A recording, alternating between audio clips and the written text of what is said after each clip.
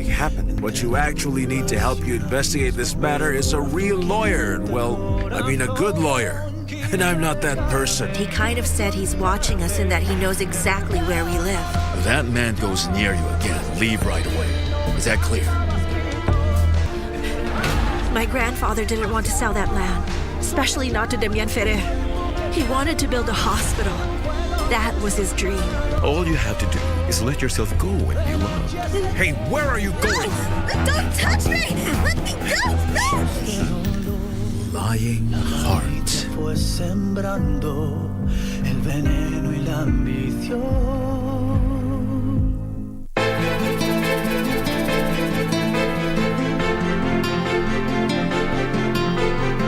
Kwani mimi ningekupa kipaumbele kama mke wangu. Mata simwelewi. Unakupata kumpa salamu. Manake taeleweke na vituko kama ni ule mzee. Mimi namjua mke wako kweli? Furaha hakuna. Ndio mwanzo mambo yamezidi kuvurugika. Tipili anayuko sawa. Can you stop doing that?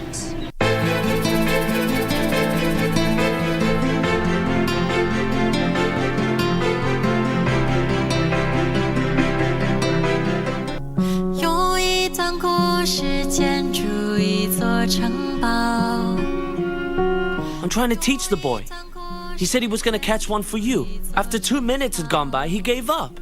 This is a lesson for him. A man follows through on his word. He shouldn't just give up. Wow, Joey. You think people will look into your past? I was once your girlfriend.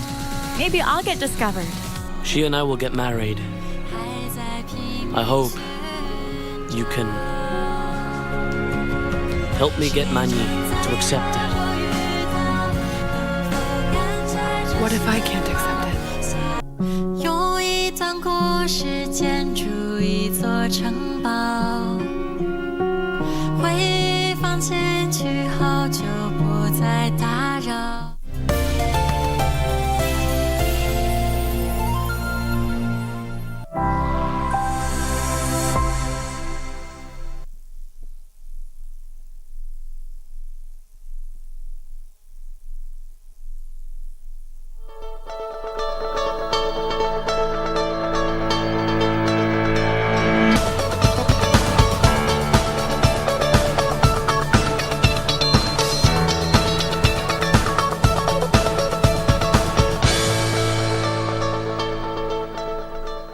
Good morning, the 26th of January 2022. You tune to KBC Channel 1. This is Good Morning Kenya, and I'm Regina Manyara. Top on our news, we're going to be looking at what transpired yesterday at Parliament buildings, where UDA and Mudavadi allies disrupted House business. Further on, talking about matters politics. So, what hangs in the balance, so to speak, when it comes to political alliances after the quake?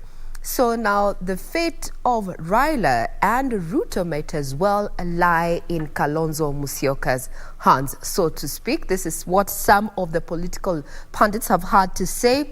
This comes at a time when Uhuru seeks to tame, deputy in Western. That's some of the headlines that we're having this morning. And also looking at matter sports. Well, we have remarkable sports men and women. And this time, we're not talking about athletics, where we really is our forte. We're talking about tennis, where Kenya's young star there is just a win away from the Australia quarters. Good morning once again. Glad to have you on board. It's a full team, so to speak. Let me introduce my colleagues. Victor, good morning.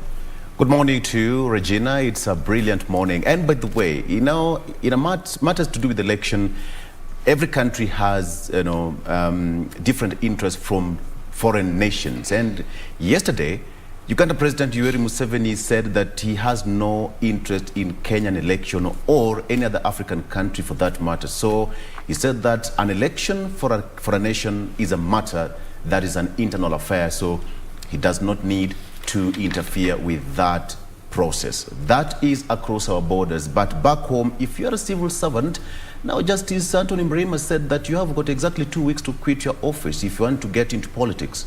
2 weeks to go. Now, that case was taken to court after a voter actually, raised an alarm saying that he wanted Section 43(5) of the elections law, and he said that that case was dealt with around 10 years ago, and nobody actually challenged it. So it stands. You have got exactly 2 weeks to quit. So much more coming up. And by the way, the art of public speaking. How authentic are you? How would you want to stand out? You are a politician. You want to address the nation. How would you want to deliver your speech? That is something we're going to be talking about in the next hour. An amazing guest we have here. You have to borrow a leaf from her. My name is Victor Lo. Welcome to the show. Steph. Good morning. Well, it's a beautiful Wednesday, and I hope you're enjoying your morning so far. Thank you for choosing to tune in. We have a packed show for you. So much coming up. If you're a business person, you will want to stay tuned, because we will be having an interesting conversation on how to harness the power in the digital space. So stick with us till the end. Also, just a reminder that if you have not yet registered as a voter, go and do so, because time is running out. It ends on 6th of February. Good morning, I'm Stephanie Ayeta. You can use the hashtag #GoodMorningKenya at KBC Channel 1 to talk to us. Well, speaking of being registered as a voter, IEBC now says it's 12 days to go. And also what they're saying is that they have only registered 230,000 out of the possible 4.5 million Kenyans that they were targeting on this second phase. Yes, we keep talking about exercising your political rights, and this is the only way you can be able to do so as a Kenya come August 9th, only if you get registered as a voter. Just as my colleagues have mentioned, we have a full packed up show for you beginning now up until 10 a.m. So we urge you to stay put up until that time, from the different conversations that we'll be having today to what is making news in the different dailies, as well as how our roads will be looking like this Wednesday morning. Many thanks for making time. I'm Doreen Arange Okelo.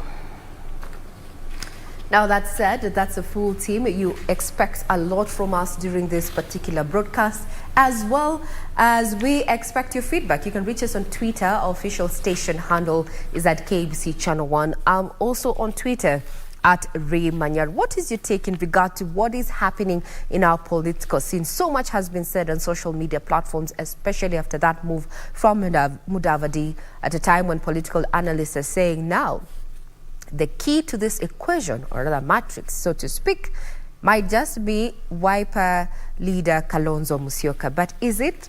We're going to be keeping you abreast on what is happening in the political scene. Now, without further ado, let us have a recap of what was happening at the National Assembly yesterday, where it was adjourned indefinitely after failing to agree on the composition of the House Business Committee.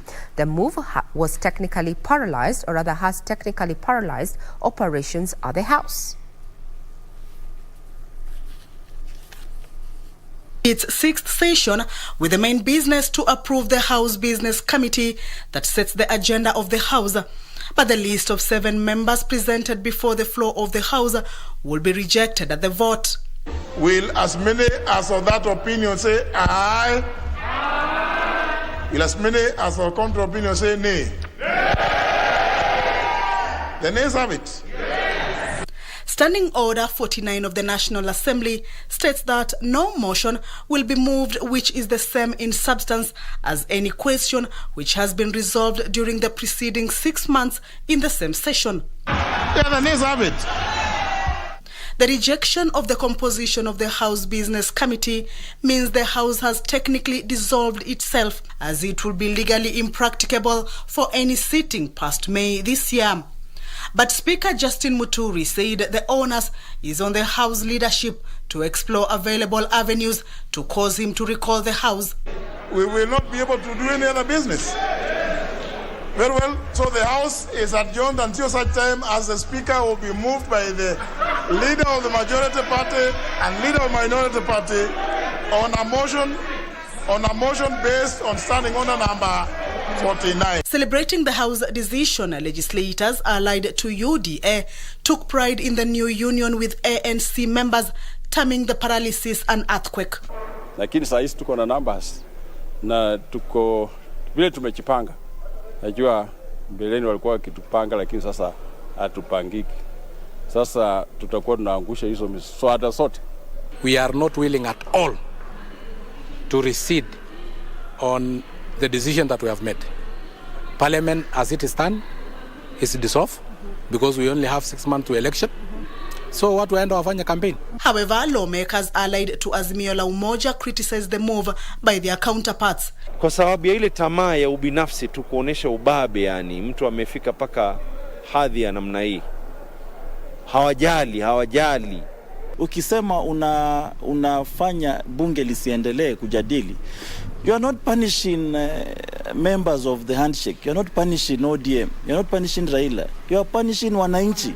After the unprecedented occurrence at the National Assembly Tuesday afternoon, the ball now lies with the leadership of both parties to mobilize the House to rescind its decision. Kamche Menza at the National Assembly. So what are the implications of that particular move yesterday? Among key businesses that may be affected are the adoption of the budget policy statement, appropriations bill and the finance bill that actualizes the budget for the financial year 2022-2023. Now, Kevin Washira puts this into perspective. Of the 6th session of the National Assembly now lies with the House leadership and the ability to marshal MP to rescind the decision to reject the membership of the House Business Committee. Following the vote to reject the membership of the crucial committee, the House is now staring at 6 months of paralysis unless otherwise. Key businesses to be affected by the paralysis include consideration of the 2022 budget policy statement, which is before various departmental committees, and nomination of a person for appointment to the Equalization Fund Advisory Board. Other priority businesses pending before the House include vetting of nominees for appointment to the offices of chairperson and members of the Kenya National Commission on Human Rights, and vetting of a nominee for the appointment to the office of a member of the Salaries and Remuneration Commission representing the National Police Service. All indicators, however, show both majority and minority parties will move motion to rescind the decision of the House on Wednesday to avert a government lockdown. Let's focus on matters politics, where ODM leader Raila Odinga is vowing to ensure there is inclusivity once he ascends to power. He was speaking after meeting the Ma and Gema leaders in Nairobi. The ODM leader was on Tuesday the guest of the Ma Communities and Mount Kenya Foundation at a Nairobi hotel. Raila said for a long time Kenya has been suffering from negative ethnicity and promised to change the narrative, calling on the two communities to rally behind his Azimio la Umoja movement. You're a Maasai as an identity. Be proud to be a Maasai. But don't think that you are better than a Kikuyu. Don't think that you're better than a Luo or a Mkamba. Let Mkamba not think that is better than a Mujikenda. We are all Kenyans. We can change our country if you are determined. If we really want to do it, we can do it. And we must just look at the causative factors and the solutions. And if we do that, Kenya will be able to reclaim its rightful place in the community of nations of the world. Leaders who accompanied him, led by Kiambu Governor James Nyoro and his Kajiado counterpart Joseph Olelenku, calling on Kenyans to support the former premier, saying he's the best bet yet for Kenya. Hatutaki 51%, mukirudi nyumbani museme tunataka baba awe na 70%. I know he can bring this country together. He can leave us in a better, more unified country, and he can look back from where we've come from. The two communities have resolved to stand with Raila until he occupies the top seat in the land. There are those that, if, God forbid, should assume the leadership of this country will be put on mortgage. And mark my words, and so we have a duty. They also agreed to safeguard peace and stability, saying attempts to profile communities will cause tension. That the two communities took an oath that none will ever spill each other's blood. The race to succeed President Uhuru Kenyatta is gathering momentum 194 days to the election, with Orange Democratic Movement party leader Raila Odinga putting his best foot forward in wooing the Gema and the Ma community to support his presidential bid. This even as he says he will ensure inclusivity once he ascends to power, and saying no community will feel superior to the other. Timothy Kipnoso, Nairobi. So what next after the proverbial ANC leaders quake? Deputy President William Ruto has now defended the United Democratic Alliance move to work with ANC leader Musalia Mudavadi and Moses Wetangula's Ford Kenya. He was speaking when he met leaders from Laikipia North constituency, and the Deputy President said his new coalition pact will unite, transform and tackle political mischief in the country.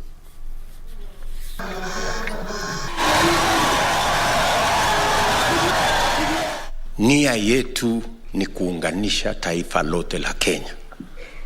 Ile siasa tumekataa ni siasa ya kugawanya wa Kenya katika misingi ya kabila na dini na kijiji na kona. Kwa sababu kuna wale wanasukuma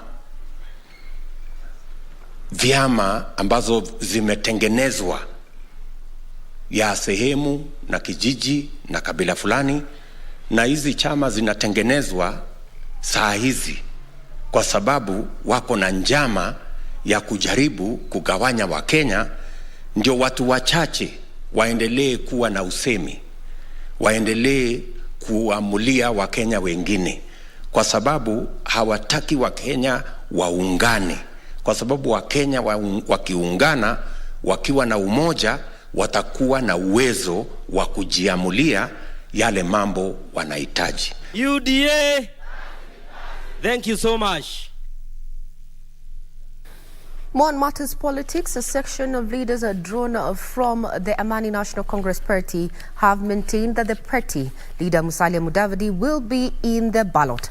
Led by Emuhaya MP Omboko Milemba, the leaders said that the presence of Deputy President William Ruto at the party's National Delegates Conference in Bomas on Sunday should not be construed that Mudavadi would not go for the top seat.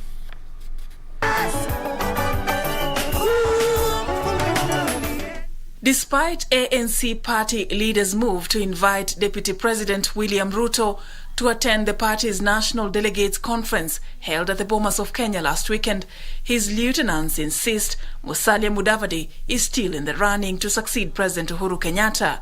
Our party leader Musalia Mudavadi will be going for presidency and nothing else. And therefore, as we form these coalitions, we are making friends who will assist us to actually make Musalia Mudavadi a president of this particular country. The party also announced it has formed a campaign program that will start tomorrow with a rally in Nakuru County held jointly with Ruto's United Democratic Alliance before proceeding to Bungoma County on Friday and wind it up on Saturday after Mudavadi's launch of his presidential campaign and manifesto with a series of rallies in Kirinyaga County. Wale ambao walikuwa wakisema party leader wetu haonekani, huu ni wakati wa kwanza kuonekana. Kutoka tulivyoanzisha Jumapili na yale aliyoyazungumza juu ya hii nchi, huo ndio ujumbe ambao tunawapelekea wananchi moja kwa moja. Speaking separately during a voter registration sensitization exercise in Kilimani, Nairobi, a section of leaders under the United Democratic Alliance told off politicians opposed to the political cooperation between UDA and ANC. Na tunachukua fursa hii kushukuru Mheshimiwa Musalia Mudavadi, Mheshimiwa Wetangula na Mheshimiwa Kaboko kwa kuchukua msimamo wa kuleta Wakenya pamoja na kusonga mbele. Sisi kama vuguvugu la Udalu tunaunga mkono na tutawaunga mkono kabisa. Meanwhile, National Assembly Speaker Justin Muturi has affirmed that he will not relent in his quest for the country's top seat. Muturi, who hopes to vie for presidency on a Democratic Party ticket, says he will announce his coalition plans after his party's National Delegates Conference to be held on the 21st of February 2022.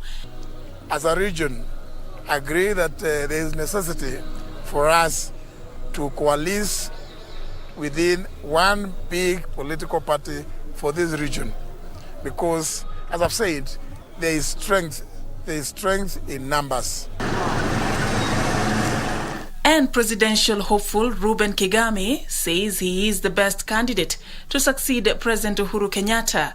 Kigame, who is seeking the top seat on the soon-to-be-launched Eagles National Alliance ticket, also called upon the Independent Electoral and Boundaries Commission to take advantage of the digital space in rallying Kenyans to register as voters. I want also to be a positive example that someone living with disability can actually make it in this life, as long as you're given an opportunity. So my call is to the president, to the deputy, to the former prime minister, please step aside and give someone else a chance because I qualify. Finally, Narok Governor Samuel Tunai has warned aspirants seeking to succeed him against engaging in divisive politics. We are not going to give space kwa leadership inasema ati hatutaki Kalenjin, hatutaki Kikuyu. We are sorry, there is no space in Narok. Kabila yote ambaye iko Narok iko na haki. Na hakuna kabila itaama Narok. Hakuna. Tunai was speaking at the Narok County Assembly during the swearing-in of ICT Chief Officer Charles Langat.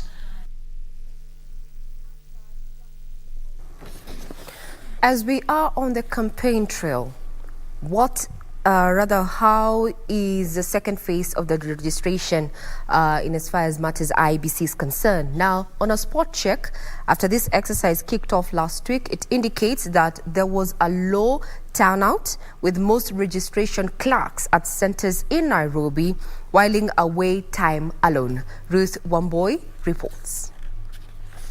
This was the situation in most IEBC voter registration centers across Nairobi County. The Independent Electoral and Boundaries Commission, second phase of enhanced continuous voter registration that started last week, receiving cold.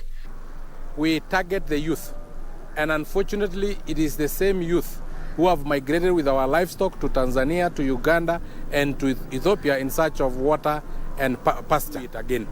Luckily enough, this time round, most of them are coming back because we have had some short rains, and I'm sure we will be able to lobby a number of them to register. IEBC registration officers calling on members of the public eligible to vote and have not registered to take advantage of the exercise.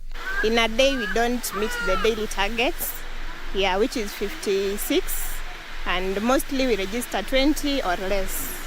Na tujaribu kueleza wale watoto wetu, wasichana wetu, mayouth, tuwaelezee muhimu ya kuchukua kura, wasiseme tu na mdomo ati yeye napenda fulani, unampenda bure bila kumpigia kura. Kuchukua kura kwa sababu ID imekuwa ikinisumbua tangu zamani. Sikuwa nikipata, nilikuwa nikienda kutafuta, naambiwa miaka yangu bado, ninarudishwa. Sasa last year ndo nilipata ID yangu. In Busia County, IEBC officials have changed tact and are now moving from door to door as they push against time to register at least 135,000 eligible voters in the county. In Kilifi County, IEBC Kilifi County Representative Joseph Mofondo applauded the Office of the Registrar of Political Parties for the cordial working relationship to ensure data for political parties, such as party lists and specimen signatures, are correct and verified. Partnership yetu ya IEBC na County Commissioner imetusaidia sana kwa sababu sasa vitambulisho vinapatikana, vitambulisho vinapelekwa na machifu kwa mashinani. The second voter registration exercise is expected to end Sunday, the 6th of February 2022. 3 people died on the spot while 10 others were seriously injured in a road accident involving a 14-seater matatu and a lorry at Kimende area in Lari, Kiambu County. The accident claims the lives of the matatu driver and 2 passengers who were seated next to the driver. Police are in pursuit of the lorry driver who fled the scene of the accident. This is what has been left of the 14-seater matatu that was involved in a road accident at Kimende area of Lari sub-county in Kiambu early morning. The mangled wreckage indicating the magnitude of the accident that left 3 people dead and 10 others nursing serious injuries at Kijabe Mission Hospital. The 3 who perished include the driver of the matatu and 2 passengers who were seated at the front. The head-on collision is said to have occurred when the driver of the lorry heading to Nairobi tried to overtake other vehicles, only to run into the 14-seater matatu that was headed to Naivasha. Matatu walikuwa wanaelekea upande wa Nyahururu wakienda Mashishi, na driver hakuwa anafahamu sana kuhusiana na hii barabara. The driver of the lorry was trying to overtake, and unfortunately this other vehicle was too close. At the point, they had a head-on collision, and the driver and 2 passengers from the matatu died. 2 on the spot and 1 died at the hospital. Lari sub-county police boss Steve Kirui saying they had launched a manhunt for the lorry driver who fled after the accident. Motorists have been urged to be extra vigilant on the road. So drivers, please be careful during this particular time, and especially during the morning, because you know very well that that road is foggy during the morning hours and sometimes in the evening.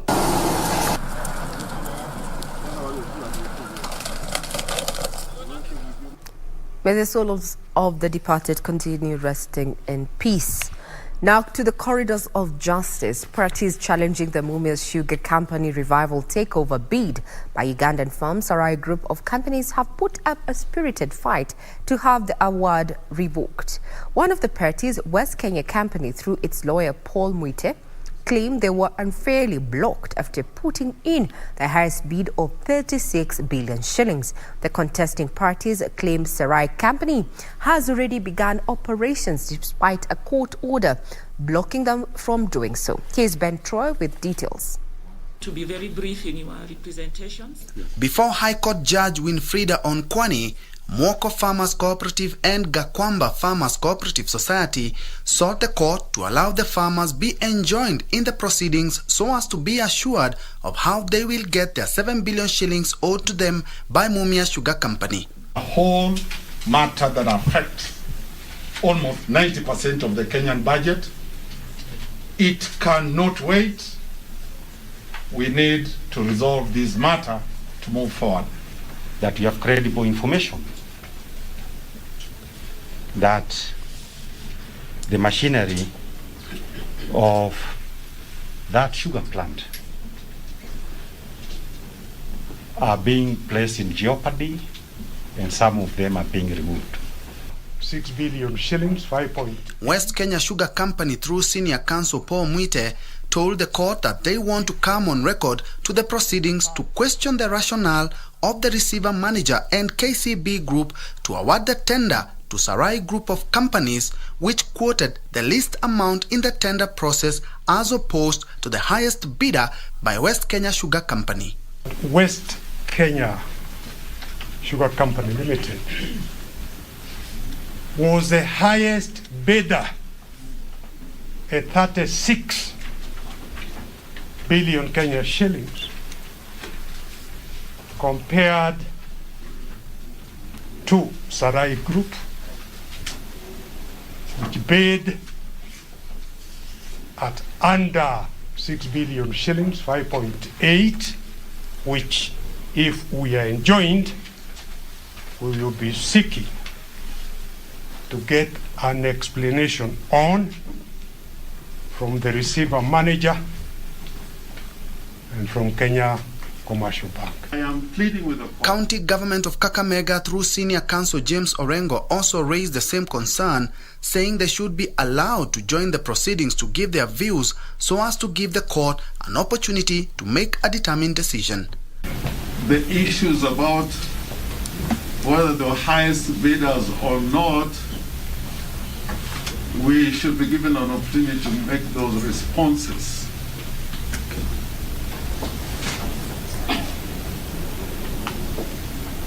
because it would emerge they did not qualify.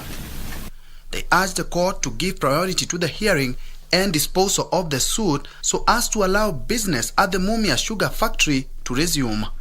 Some of the pleadings you've mentioned are not yet with me. I have asked my court assistant to just upload them and avail them to me. So then I will take some time to consider your submissions and give you a way forward.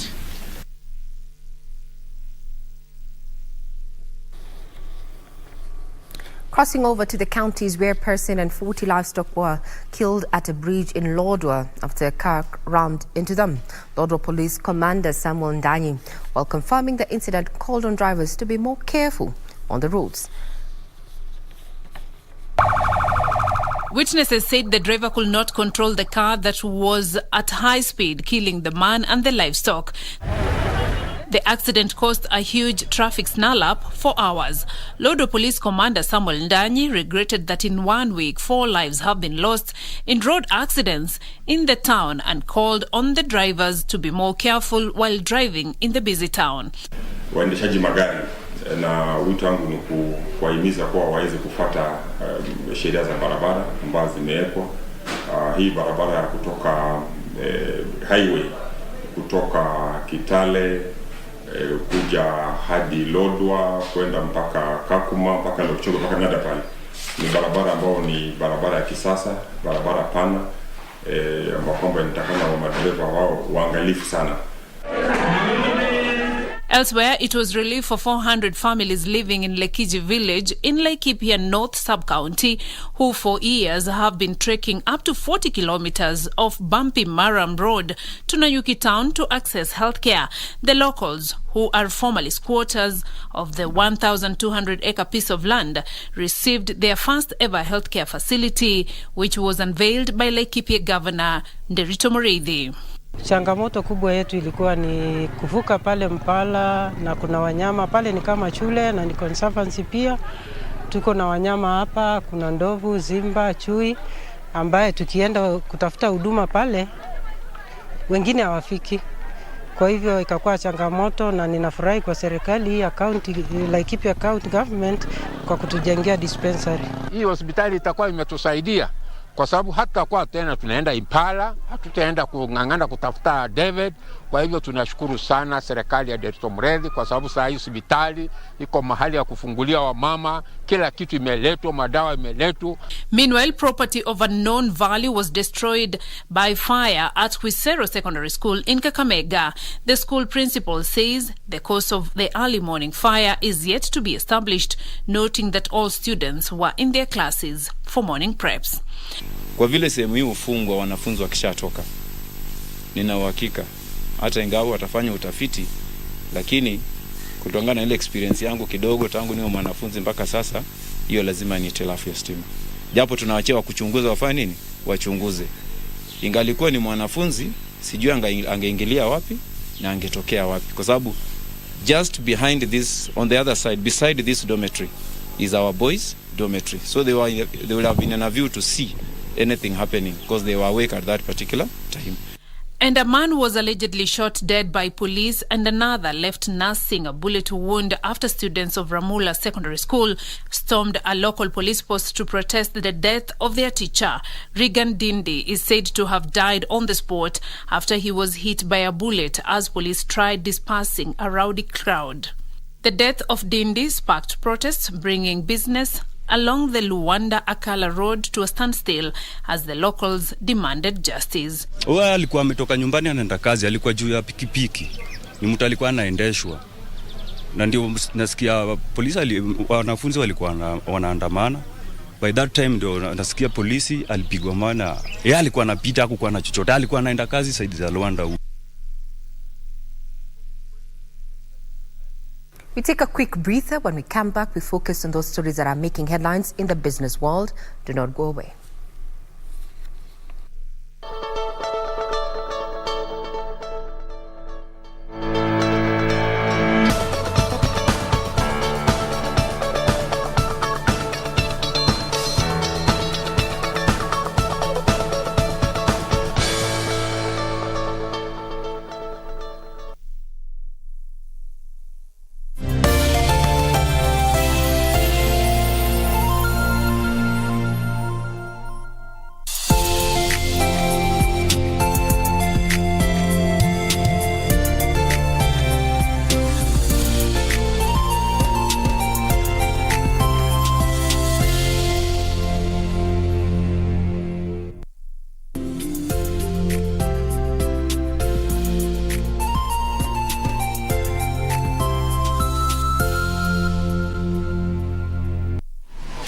Log on to the KBC website at www.kbc.co.ke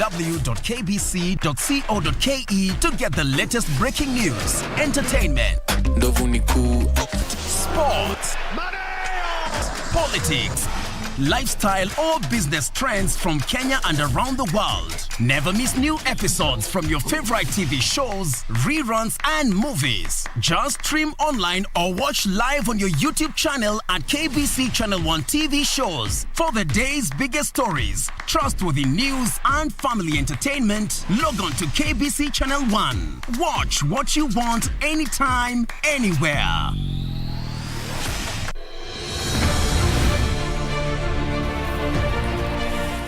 Miaka ya 80, mfumo wa 4K Club ulivuma sana katika shule za msingi na ukasaidia wanafunzi wengi kuwa na ujuzi na maarifa muhimu. Zamani imeonekana kama kwamba agriculture ama mambo ya kilimo ni kama mambo ambayo yanafanywa na watu ambao hawajasoma, lakini hiyo sio kweli. Hata hivyo vilikosa ladha na vikafifia. Kwa sasa Rais Uhuru Kenyatta amevifufua na kutoa agizo kuwa viwe katika kila shule kote nchini. Tazama KBC Channel 1 Ijumaa hii saa 2:30 ujionee jinsi wanafunzi wa shule tofauti nchini wanavyotekeleza baadhi ya miradi ya 4K Club na ile ya Young Farmers Club.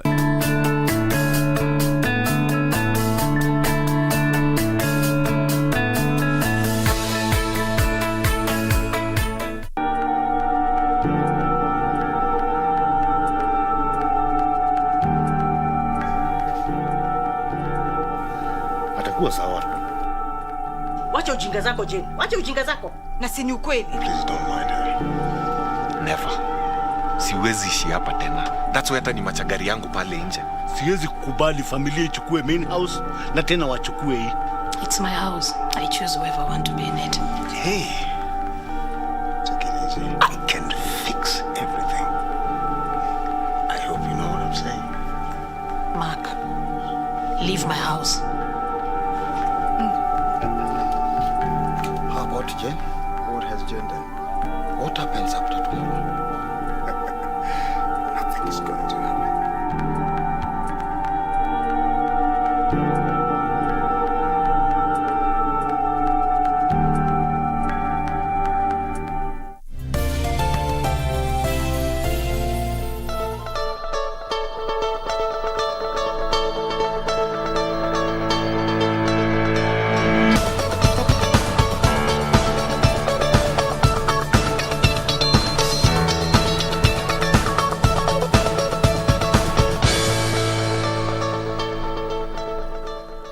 Good morning. You're still watching In the Headlines right here on KBC Channel 1. I'm Regina Manyara. Now on to Malta's business, where Kenya is banking on innovations to realize sustainability in trade expansion and industrialization that are expected to anchor recovery from COVID-19 disruptions. According to Industrialization and Trade Cabinet Secretary Betty Maina, this strategy aims at building and supporting the capacity of local enterprises to meet Kenya's demand so as to minimize the impact of global supply chain disruptions. According to the 24th edition of the Kenya Economic Update by the World Bank, from recovery to better jobs, growth has been supported by rebounds in industry and especially services, with overall economic performance expected to rebound to about 4.9% this year and next year. Kenya is focusing on self-sufficiency and exports-led economy recovery, as well as attracting investments, especially in the digital and services sector, to help accelerating adoption of technology. The rollout of ICT, the integration into more global value chains, and e-government is going to help us a lot more in recovering and ensuring that this recovery is leads to shared growth. Local enterprises, including MSMEs, are reinventing themselves to fill the gap left by the disruption of global supply chains that starved manufacturers of key raw materials and supplies and negatively affected output. COVID-19 exposed massive inadequacies and weaknesses in existing national and regional and global responses to such pandemics. It therefore means that all of us must work, including your international organizations and all our different countries. We all must work collectively to develop lasting responses to the current and future pandemics and to ensure minimal economic disruptions in the event of future pandemics. Further, Industrialization and Trade Cabinet Secretary Betty Minor says there are efforts to use technological innovations to address other challenges the country has been grappling with, such as drought, flooding and pest invasion. She says there's need to address the socio-economic gap that feeds the digital divide. She made the remarks during the WTO panel discussion on the role of trade in developing countries' road to recovery that was held virtually. Still on matters business, the World Bank projects Kenya's economy to grow by 4.7% this year, driven by higher export prices of food commodities like coffee. In its latest global economic prospects for January 2022, the World Bank maintains its earlier projection in June last year, despite revising Kenya's 2023 GDP projection, which the lender has slashed to 5.1% from earlier focus of 5.8%. The latest Global Economic Prospects of January 2022 report by the World Bank indicates that Kenya's economy has demonstrated resilience to the COVID-19 shock, with output in the first half of the year set to rise above pre-pandemic levels. Higher prices of food commodities are expected to anchor Kenya's economic expansion. Tea, coffee, cut flowers and vegetables are among the top export commodities for Kenya. Currently, Kenya is the world's leading exporter of black tea and cut flowers. Despite this, the World Bank warns that poverty, food insecurity, rising food prices, and geopolitical tensions could dampen consumer sentiment and slow the growth. In addition, the report by the World Bank indicates that other uncertainties, such as a drought and lower than average rainfall, could affect the projected economic growth rate. The coronavirus pandemic, as well as uptake of COVID-19 vaccination, could disrupt growth, derail structural and fiscal reforms, as well as amplify health challenges.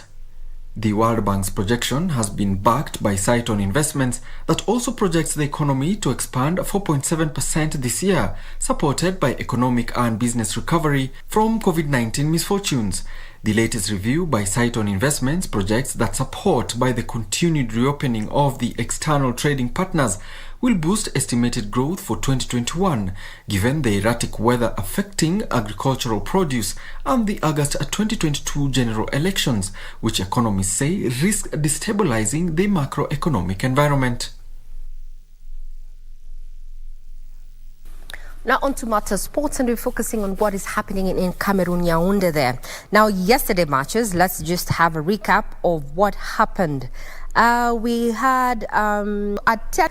When we come back, we're going to be looking at what has, captured the eye of the scribes this morning in our various dailies that we have with us in studio. Do not go away.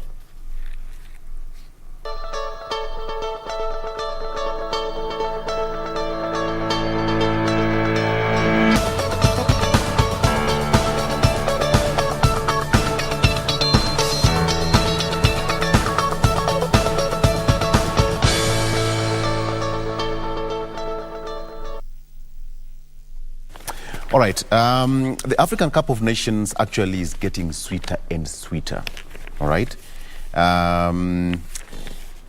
It's going to be an amazing show moving forward to the finals of that particular match. Now, moving to the front page of our local dailies here, the Star newspaper, Uhuru. Mudavadi disappointed me. Mudavadi disappointed me at State House meeting a day after the Sunday earthquake. The president tells Luhya leaders to get ready and hit the road and start the campaigns. That is what's on the front page of the Star newspaper. There you have it there. Uhuru Mudavadi disappointed me that they had a meeting yesterday with the Luhya leaders, and of course we have got the pictures of ODM leader Raila Odinga as well as Ma community who had a meeting yesterday at Safari Park Hotel together with the Mount Kenya Foundation leaders where they signed an MOU to campaign for former Premier Raila Odinga. Moving to the second page here, DCI officer found killed, family demands justice. The family of Abdi Harim Abdullahi, whose body was found in Baringo on Monday, had deep cuts on his head, face and neck. And of course, the DCI said, according to the police officers, they said that the slain DCI officer was in the police radar for poaching claims. That is something to be investigated further. Worker whose ID was found at Monica's house testifies. He says that he worked there for 1 day, left ID at the gate, but security later couldn't find it. The case of Monica Kimani is still going on at the courts there. Kenyatta in central offensive to buttress Raila presidential bid. Now, President Kenyatta has lined up a series of activities in his Mount Kenya backyard to rally his troops to support ODM leader Raila Odinga's presidential bid. Now, the head of state is expected to address a third meeting at the Sagana, now christened Sagana 3, where he's expected to deconstruct the anti-handshake forces. The meeting date is yet to be set, but it's said that it could be held in the first week of February. That's according to the Jubilee Vice Chairperson David Murathe, who confirmed that the president will go to Sagana, a state lodge now synonymous with Uhuru's political planning and strategy. How will it pan out? A matter of wait and see. Matters of Mount Kenya Foundation tycoons and Maa leaders endorse ODM leader Raila Odinga. The Mount Kenya Foundation, actually this is the second public meeting the influential team organized outside the Gema community. That's as far as that is concerned. And President Kenyatta, I'm disappointed in Mudavadi. Now the president says that he's expressed his disappointment with the ANC boss, Musalia Mudavadi, for teaming up with his estranged deputy William Ruto as he laid out an elaborate fight-back plan. Uhuru spoke at State House as hemorrhage in ANC continued, with indications that Vihiga Senator, that is George Haniri, is also set up to dump Mudavadi for ODM chief Raila Odinga. So far, at least 6 lawmakers have ditched Mudavadi over the last 1 month. Moving to, there was some chaos in Parliament yesterday, and now it says that blow to Uhuru as Ruto Musalia allies paralyzed Parliament. That the anti-handshake MPs rejected a motion for the reconstitution of the House Business Committee, which cues business to be transacted, dealing a blow to President Uhuru Kenyatta's legislative agenda. The House was postponed. And finally, Ruto Mudavadi rally to evoke memories of Jubilee marriage. Uhuru and Ruto launched the alliance in December 2nd, 2012 at Afraha Stadium in Nakuru. And today is Wednesday. They will be in Nakuru, as was earlier said by the DP, over the weekend in Bomas of Kenya. Steph. Okay, with me here is the Daily Nation. Making the front page is the story that you've just read on Mudavadi Ruto and Uhuru Raila shock defeat. So the implication is that the budget to finance crucial government operation now hangs in the balance. Moving on, civil servants have 2 weeks to resign. This Victor also mentioned earlier, and the deadline is on the February 9th. So the civil servants have until February 9th to resign if they want to go for the political office seats. On page 3 there, we have a TikTok star who was just from a Hada to a TikTok star.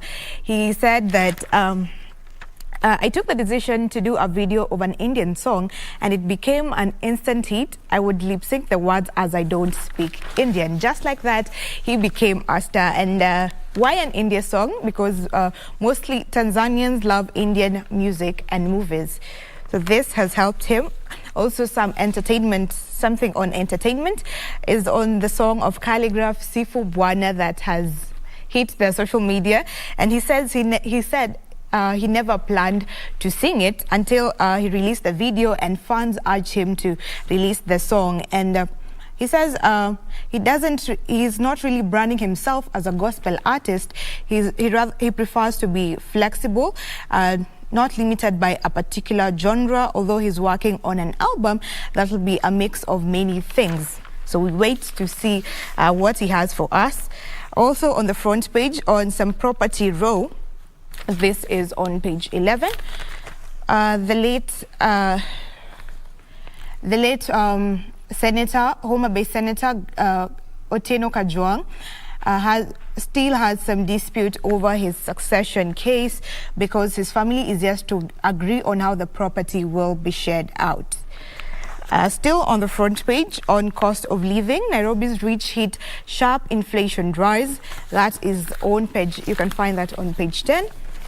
The inflation hit a 23-month high on Nairobi's wealthy families at the end of last year, marking the sharpest rise amongst all income groups due to expensive fuel and electricity. And that it stood at 4.8% in November, the highest mark since December 2019, when it was 5.33%. Those are some of the stories making the front page. More details in a few. Doreen, to you. Happening with IEBC and then meeting their target of 4.5 million Kenyans on this second phase of voter listing.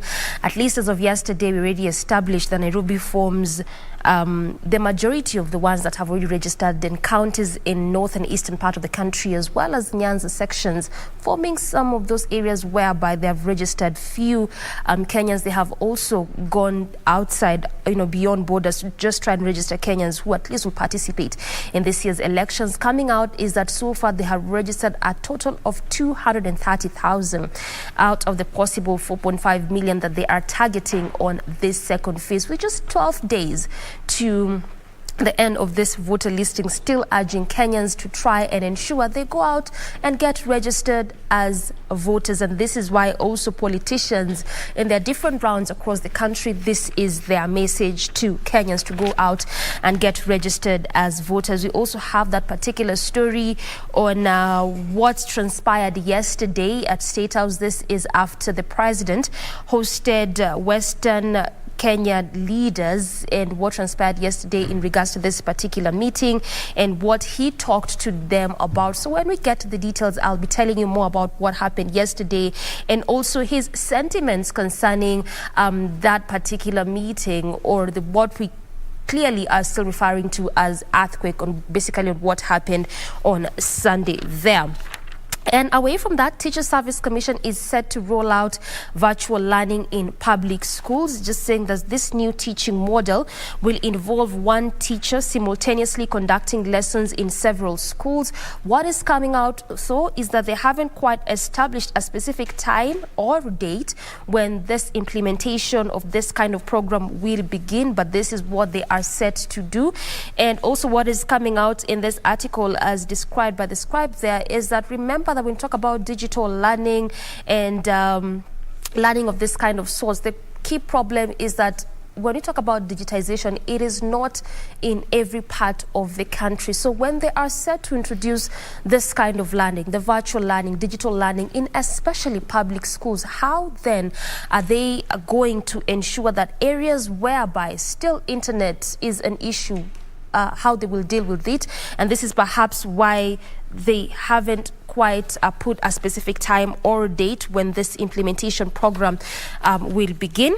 And away from matters education to some bit of food security, is that Margaret Kobia says that 2.5 million Kenyans face starvation, and this is why they have come up with various programs to see how best they can curb this and also assist Kenyans to just, deal with the issue of drought. So that is what is coming up there. And lastly, this is in respect to Ruto Mudavadi to commence countrywide rallies in Nakuru, and also away from Nakuru, one of the counties that has also been earmarked for these rallies to begin is Bungoma County. So that is how the front page of the different dailies look like this morning. We just want to take a very quick break. We'll return back with more of Good Morning Kenya. I have a copy of the Standard with me this morning, and I'll try to be very brief. Seems the scribes were reading from the same page, matters of politics. So what happens after the quake? Uhuru is seeking to tame Deputy President in Western, and rallies allies there to hit the road campaign trail there to popularize, Azimio la Umoja, so to speak. So the question is, what are the cards on the table when it comes to Kalonzo Musyoka? And what does the Kalonzo Musyoka factor have to do with matters politics, so to speak? Some analysts have come out and say that, the fate of Ruto and Raila is lying on Kalonzo's hands. Further on, matters of house business that was disrupted yesterday. So then you understand that some of the things that might be pending, including a finance bill 2022-2023. You can get further details on our website. Just to give you a sneak peek of also what is happening across the world is that military Wanita have taken control of Burkina Faso after the president resigns. Remember yesterday, the government had come out to say that that is not going to happen. But you say a day in politics is quite a long time. So now a coup has happened in the nation that was once considered a bastion in the area. And one of the protesters quoted here in this particular says that this is an opportunity for Burkina Faso to regain its integrity. The previous regime, Sanka's people are dying daily, soldiers are dying daily. There are thousands displaced. Now back at home and focusing on sports, we have a teen sensation who is making headways in as far as matters tennis is concerned. Who am I talking about? I'm talking about Angela Okutoi, who today will be playing Lola Radovajovic, yes, of Serbia in the third round today. We wish her all the best. Now, she has already qualified, so to speak, and this is going to be a determining match, so to speak. And just to, send back her thoughts to people who've been rallying behind her. She says, I am happy to represent my country and everyone back at home. It gives me motivation, and I believe it gives Kenyan kids motivation to believe that they can also do it. This is what she said after the match. All the best, Angela. Keep putting Kenya on the map. Sports fans, we've just reminded you about the matches that are going to be taking place tonight. We're going to be having Ivory Coast versus Egypt and Mali versus Guinea at 10 p.m. It is a wrap in as far as news and in the headlines is concerned, but we're not done here. Just so do keep it right here for more candid conversations on current affairs issues. Right here, I'm Regina Manyara.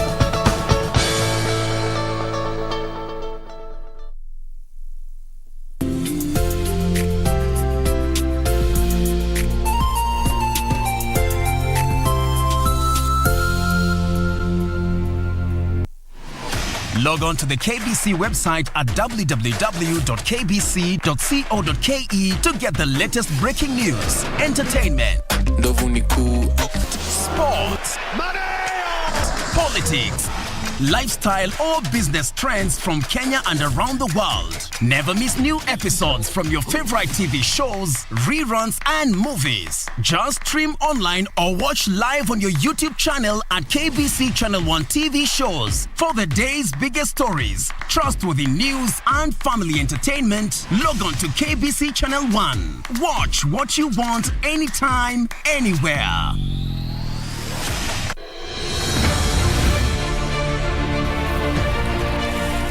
Miaka ya 80, mfumo wa 4K Club ulivuma sana katika shule za msingi na ukasaidia wanafunzi wengi kuwa na ujuzi na maarifa muhimu. Zamani imeonekana kama kwamba agriculture ama mambo ya kilimo ni kama mambo ambayo yanafanywa na watu ambao hawajasoma, lakini hiyo sio kweli. Hata hivyo vilikosa ladha na vikafifia. Kwa sasa Rais Uhuru Kenyatta amevifufua na kutoa agizo kuwa viwe katika kila shule kote nchini. Tazama KBC Channel 1 Ijumaa hii saa 2:30 ujionee jinsi wanafunzi wa shule tofauti nchini wanavyotekeleza baadhi ya miradi ya 4K Club na ile ya Young Farmers Club.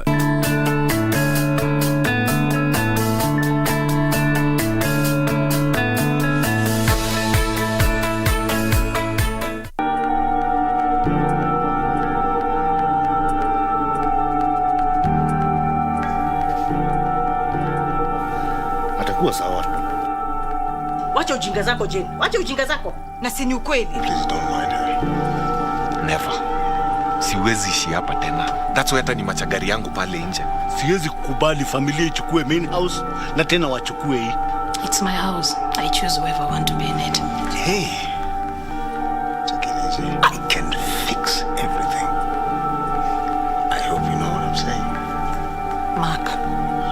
leave my house. How about Jen? What has Jen done? What happens after tomorrow? Nothing is going to happen.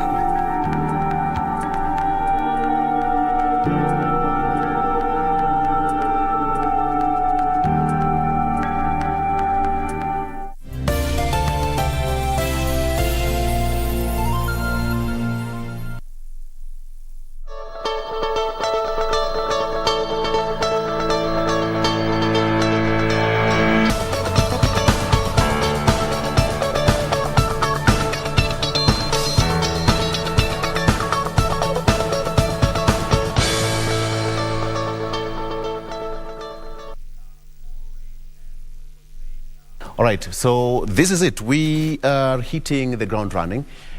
Being a political campaign season, most Kenyans are going to be taken to the podium for all the obvious reasons to campaign. Now that is going to be confirmed, it's already on.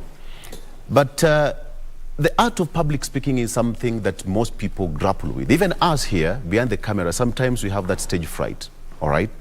Some of us. But how would you move a crowd? At what point do you deliver your punchlines? How do you do your personal branding? Even in an organization like this one, how do you manage yourself in terms of how you dress, how you put across your points, so that you can easily move the crowd and sell your agenda in a proper and a straight way?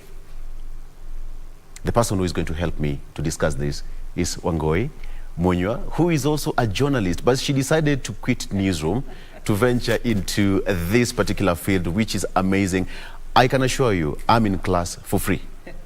That's a good thing that comes with this job. I'm in class today. Karibu sana. Thank you very much. Thank you for having me and welcome to class. Absolutely. Class is on. Yeah, class is on. Class is on. Sure. Class is on. For sure. We've seen a lot of things happening across the political divide right now, and we expect to see much. What should you expect in terms of communication? Okay, so as a communicator, first, let me say this season is usually exciting. I know we call it silly season because... You call it? Silly season. Everybody goes crazy. Berserk, exactly. They start all of their communication with all of this training and everything. Yes. But it also provides an excellent platform for communicators such as myself to not only put to the fore the importance of not just the words that you speak, but also elements that we have completely ignored over the years, and this is in the non-verbal element of things. So we tend to be very quick to look at the words that people are saying. People will listen to my words, but who is reading my body language? Yet, professionally, we look at and we say this so often, I actually get tired of this point, that 93% of our communication is actually non-verbal. 93% is non-verbal? 93% is what you're not saying, is unspoken. Are we aware of that as human beings? We should be. We should be. And the people that are aware of it really know how to profit from it. Because you have spies that know how to regulate body language. Body language is really God-given. It's something that God has given us. Your body reacts in a certain way. Somebody says something to you, or you go through an experience, your body, your unspoken communication sort of tends to come out very quickly. Detectives know this often. They know how to read it. They know how to detect, is this person telling the truth? Is this person lying? So we look at things, and communicators as well, we look at things such as, what are the eyes telling us? Okay. What are the hands telling us? Defense poses. This is getting interesting. I'm getting curious. So we listen to the speeches, but are we reading the body language? I get the feeling that if we had a better understanding of nonverbal communication, even as a nation, we would make better political decisions.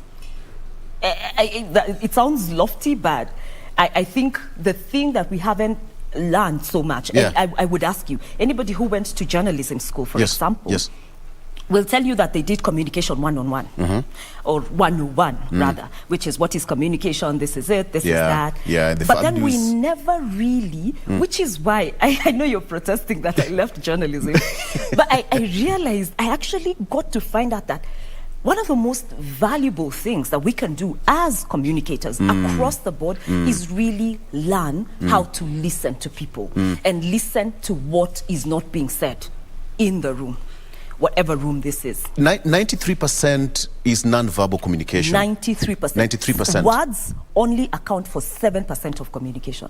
93% is what your body is doing, is the gestures that you're making, is how the closeness with the people or the person that you're talking to in the case of interpersonal communication. And it also is in your body movement, how you react, how you do that. A lot of it is in the eyes also. There's also an element of it that's in your tone. Right. Yes. I do that, my tone. I come from a family of what you say commanders. So one of the things personally that I am learning, I have had to learn for quite a while, and I am still learning, is how to manage my tone.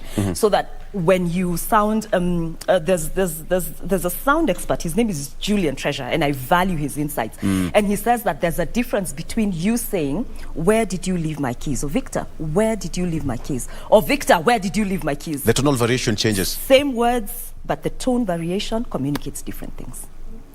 Victor, where did you leave my keys? Victor, where did you leave my keys? Absolutely. What do you get from the two sentences? The first one is, like, what were you even doing with the keys?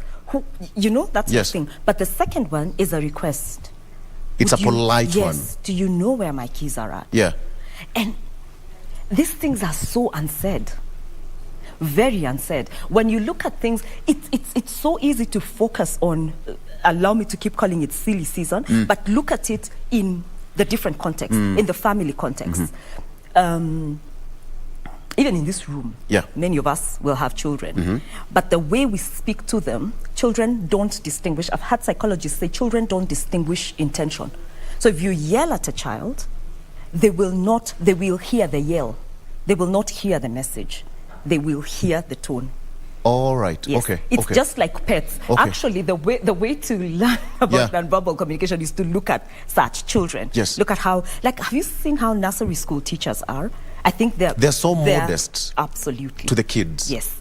And the people, our teachers in our formative years, these are our nursery school teachers, these are the parents or even the caregivers that take care of us from a very early age, really determine even how we view the world. Yes. They determine how we process the world. So I'm coming to something else. If I can let you put a word in edgewise. No, go ahead. Go ahead. Called internal dialogue. Yeah, exactly. So we focus a lot on what people are saying. Or like, if someone is coming to speak in public, we want to prepare them for the public. We want to tell them, wear the right colors, make sure you do this, make sure you own the stage. But many times, I'll ask you, has anybody ever taught you how to speak to yourself? You're teaching right now. How to speak to yourself. It's never taught. We're never taught. We learn, in fact, even in class, communication classes, we just glance through it.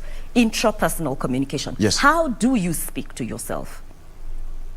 And how important is that? But I'm asking that question because, one, when you look at any given point, when you go on stage and you get a ready crowd charged, we tend to lose our senses. We take our senses and take them on leave. And then we remain these people, that same body with a microphone. And whatever we say, when you ask, what did you say? Later on you say, I can't remember. What goes through your mind at that particular point when your mic is on and you have a charged crowd and you want to pass a message? At that point you lose it. What goes through your mind? It sounds like, the way Shakespeare said, sound and fury signifying nothing. It's just charisma. There's something about electrifying about a crowd. And again, if the internal has not been trained, the outcome will be obvious. The outcome will be obvious. If the internal has not been trained, there are people for whom their internal dialogue is so synchronized that it doesn't matter whether they are speaking to 1, to 2, to 10, to 10,000, or to 1 million. How do you manage this? It starts from the formative years. I wish I could put up a case for putting up communication from the very formative years. I wish I would. My practice focuses on intentional communication, speaking with intention, understanding that opening this mouth is actually a leadership assignment. Whether you're speaking to a child, whether you are speaking to the person that opens your gate, whether you are speaking to your boss, it is a leadership assignment. But the way it is formed starts from the social setups that we find ourselves in. That's interesting. So this is family, this is school, this is nursery school. Yeah. This is, class 1, 2, 3, up until 3. Yes. Class 4, usually it's formed. But class 1, 2, and 3, very important. That's where you will find a lot of accents are formed. A lot of perceptions about the self are formed at that age. So if there is the person that is doing the caregiving has no self-awareness, guess what they're going to do? They're going to pass on their own cycle to the people that they're bringing to. So what really is internal dialogue? It really is understanding how to speak to yourself. It is how to speak to yourself and with yourself. And it is understanding that whatever it is that's happening around you externally does not determine who you are. But internally, your values, the values that you get or the values that you cultivate at that young age stay with you and keep you focused. Okay. What we are seeing in this season is the ramifications from what was not done. Okay. Because, when you look at the politicians right now, it's the way you call it, a silly season. Silly season. Everybody tries to get their A game in terms of speeches. How do I sell my manifesto? How do I sell my agenda? How do I move the crowd? How convincing do I get anytime I get on stage? But my simple question is this. Are we always aware of what we say the moment the mic is on? I'm still going back there. Yeah. I would actually hope that we are, but the results are not very positive when it comes to that. Yes. It seems like we only, if we were to actually sit down and examine all of the launches that have been done since, say, even sometimes last year or August, thereabout. Let's actually even go back to 2005, when politics, we started now to become much more deliberate about how we're doing our launches, colors, branding, and that sort of thing. If we were to sort of examine, actually we should have put, we should have actually done that, right? Like examine the different, like what happened in 2005, this, exactly. and then examine the results. Because then that allows us to see, okay, was there substance in this? A lot of the times, and sometimes we just need to look at, so for example, let's say what happened on Sunday. Is the person that was speaking on the stage the same person that we have experienced? You're talking about Musalia Mudavadi. Well, yes, exactly. I am. Right. Well, they are, in their element, so to speak, or in their normal day. And that's how you know whether there is a balance. What you do is that you look at this person when they're on stage versus when they are off stage or when they are off camera. Okay. And then you put that together and check. The comparison. Is there a synchronization here? Is their body language synchronized? Because you can tell. One of the cases, at least I have studied, probably because she was a prominent female candidate, was studying Hillary Clinton. During her tenure in politics. And one of the things about her is that she was very passionate, I think, about the things that she was running for. But at some point, the communication coaches got to her so much that it almost felt like Hillary always practiced her moves. When you're speaking, you need to speak and with show intention at the same time. So it has to be like synchronized. She was speaking and then showing. You know, it needs to be synchronized. Right. If, by the way... Your body movement, yes, your and gestures, your words should be in tandem. Yes. That's how people get peace around your communication. If you're, for example, speaking to someone, even speaking to me, and my words, I'm saying one thing, but my body language is saying something different. I want us to do something. Yeah. You can give me a scenario. Yeah. And we are going to dramatize this one. You give me a scenario, and from there you judge how it's going to be. Yeah. Give me a scenario. Okay. Let's look at a scenario. What's a good scenario? And I'm a speaker. Today I'm going to be a speaker. You're in class. Yes. So let's look at a scenario. I'm trying to look at, do we do a political one? Do we do a personal one? Personal communication usually is very easy to do it. So we can do something on personal communication and probably, I don't know how you're going to demonstrate this. So I'll just stand here. Oh, okay. Yes. Yeah. So actually, let's look at you talking to somebody, telling them about your feelings. Okay. You're telling them about your intimate Director, feelings. today like I've been thrown under the bus, quite literally. You threw yourself under the bus. Okay. So you're telling them that you love them and you want to spend your life with them. Pardon? Yes. You can't take that again. So you're in love with them. I have feelings for you, and I want to spend the rest of my life with you.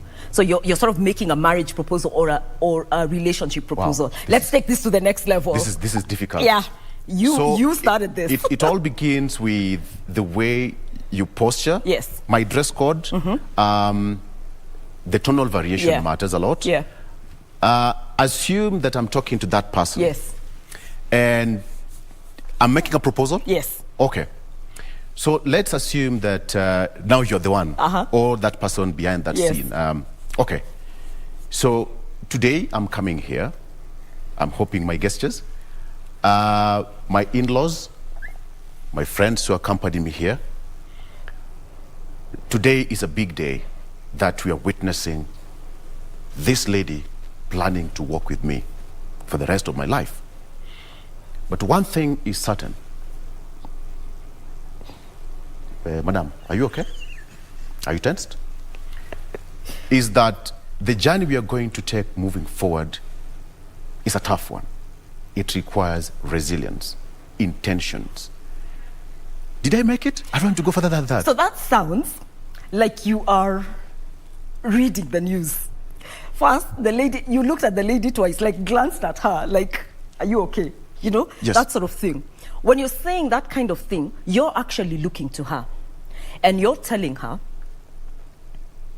I choose you before my family, before my friends, before God, of course. Yes.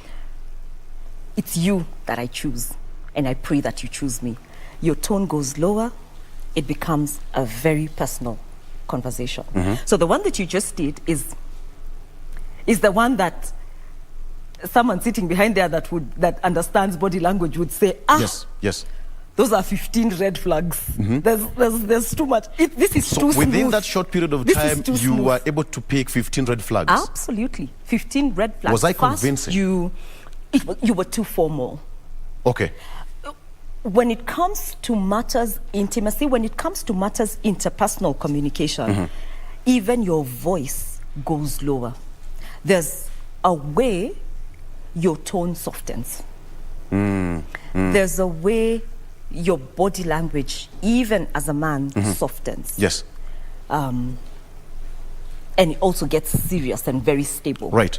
But again, because we're not, we didn't sort of think through this. It just sort of came up.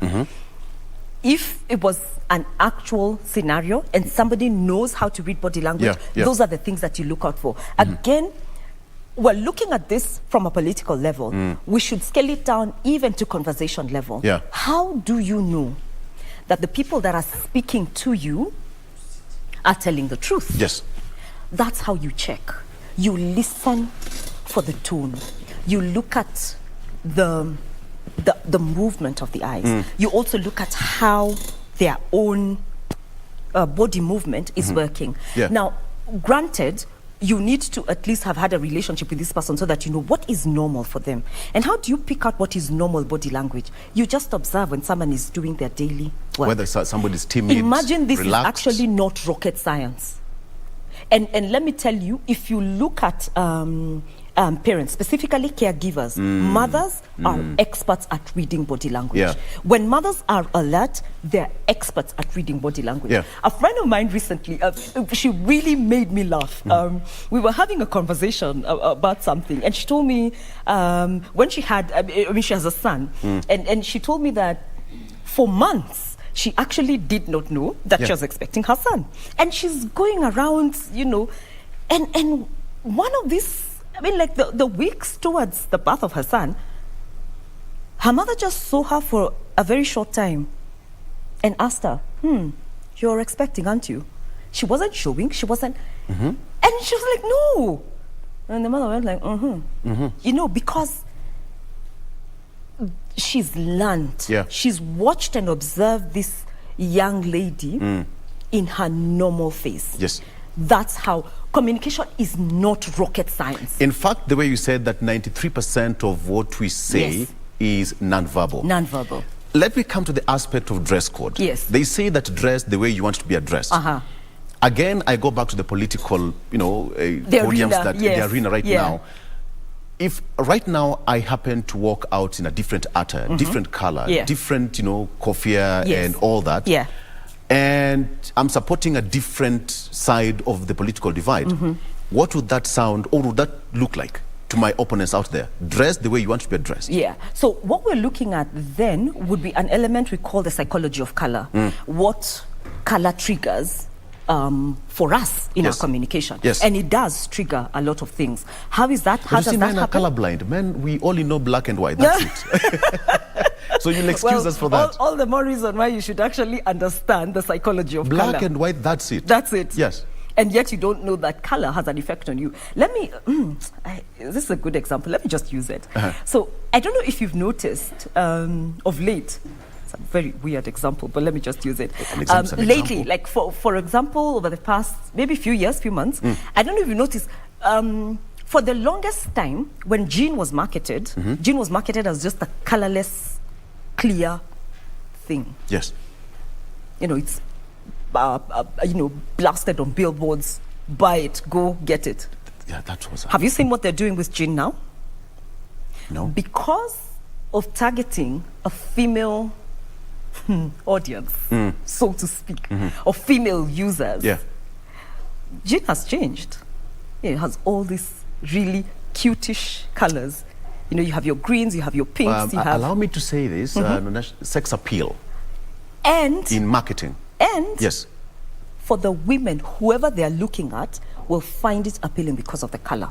Now, let's go back into the associations that political parties have with color. Yes. Now, for the longest time, people around again, because the period from, I think, 2005 to now, I think, has been very fiery politically in Kenya. Where if we were to really look at case studies of what Kenya has been like politically from 2005 to right now, there's been a lot of, we'd have tons of case studies to look at, and tons of case studies in terms of branding, in terms of the use of color. So orange, the use of songs, the use of songs, yes, even poetry. I remember there was the use of there was shairis and a lot of poetry and songs around that time. But look at what color has been done. Like for right now.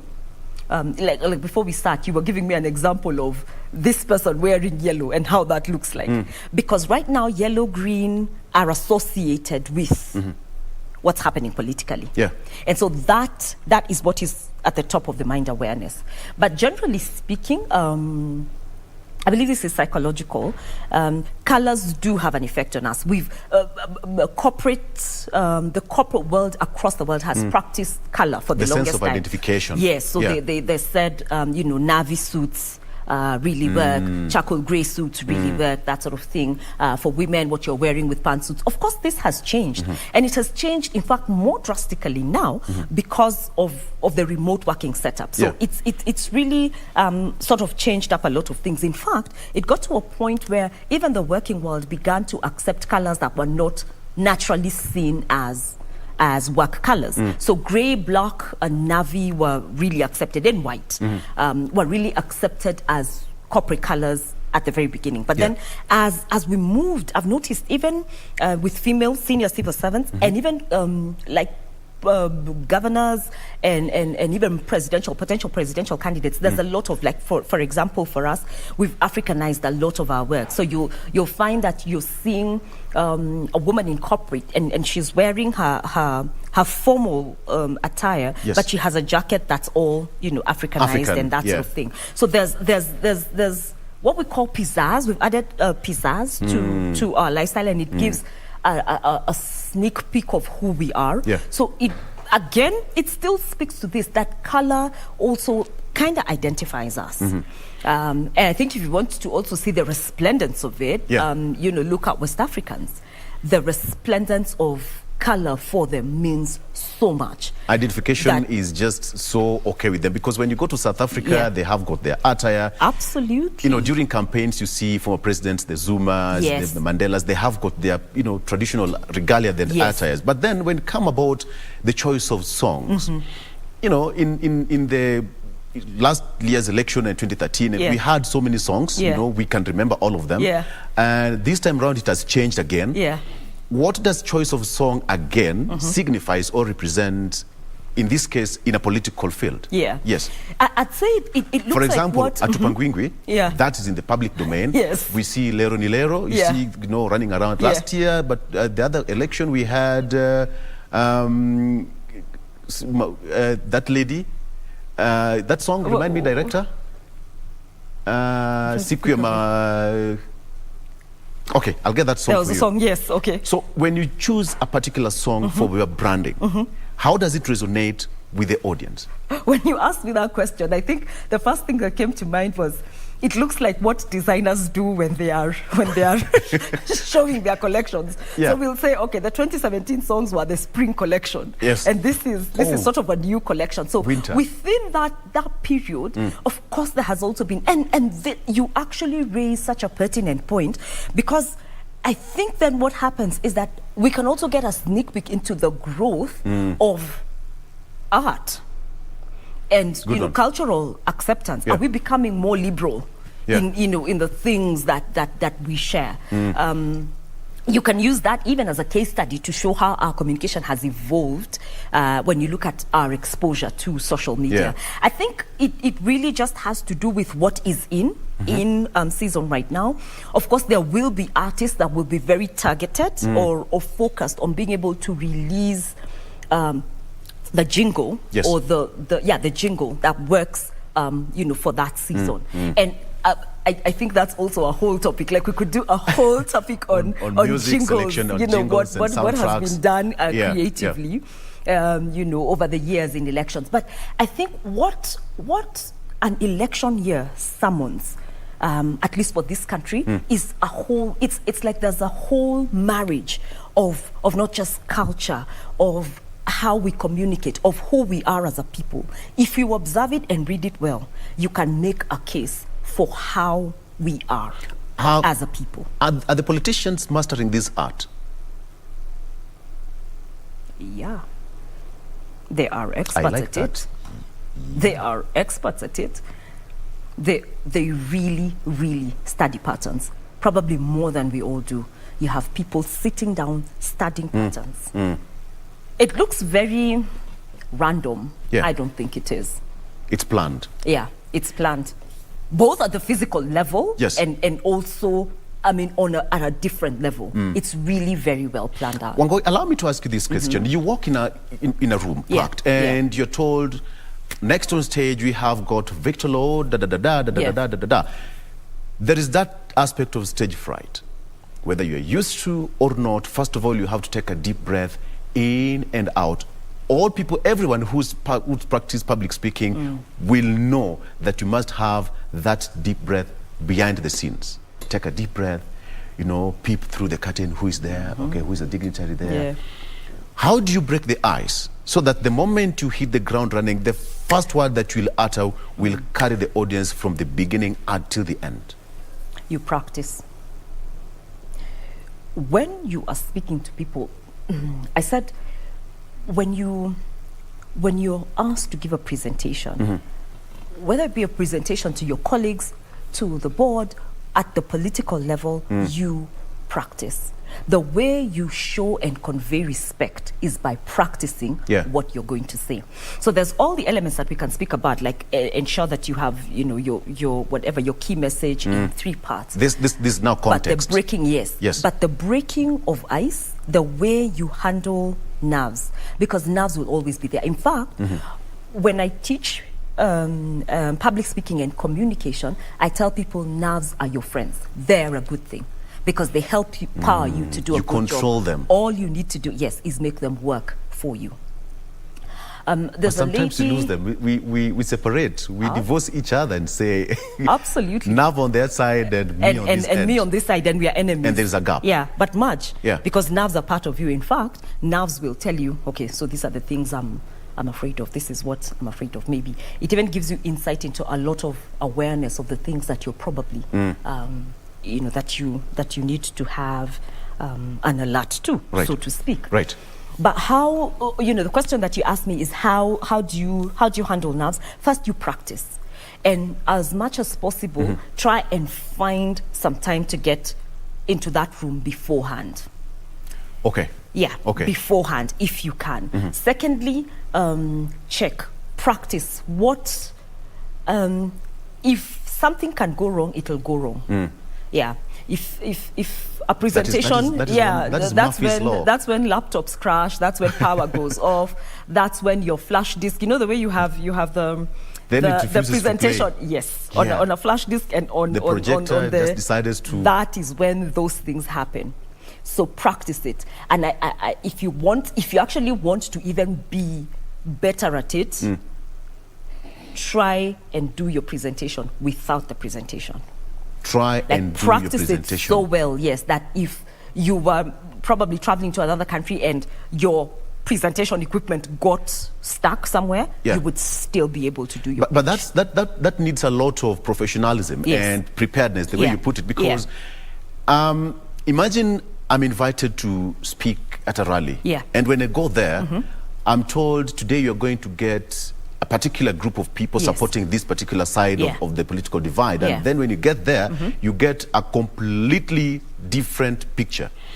Now that calls for readjustment, a quick one. Very quickly. And you have to be creative enough to study the crowd. But are we able to study the crowd very fast and adjust to that particular moment? That is what makes us good speakers, actually. And the way we do that is by understanding, again, what is our values. You see, it goes back to internal dialogue. It goes back to how well-grounded we are on the inside.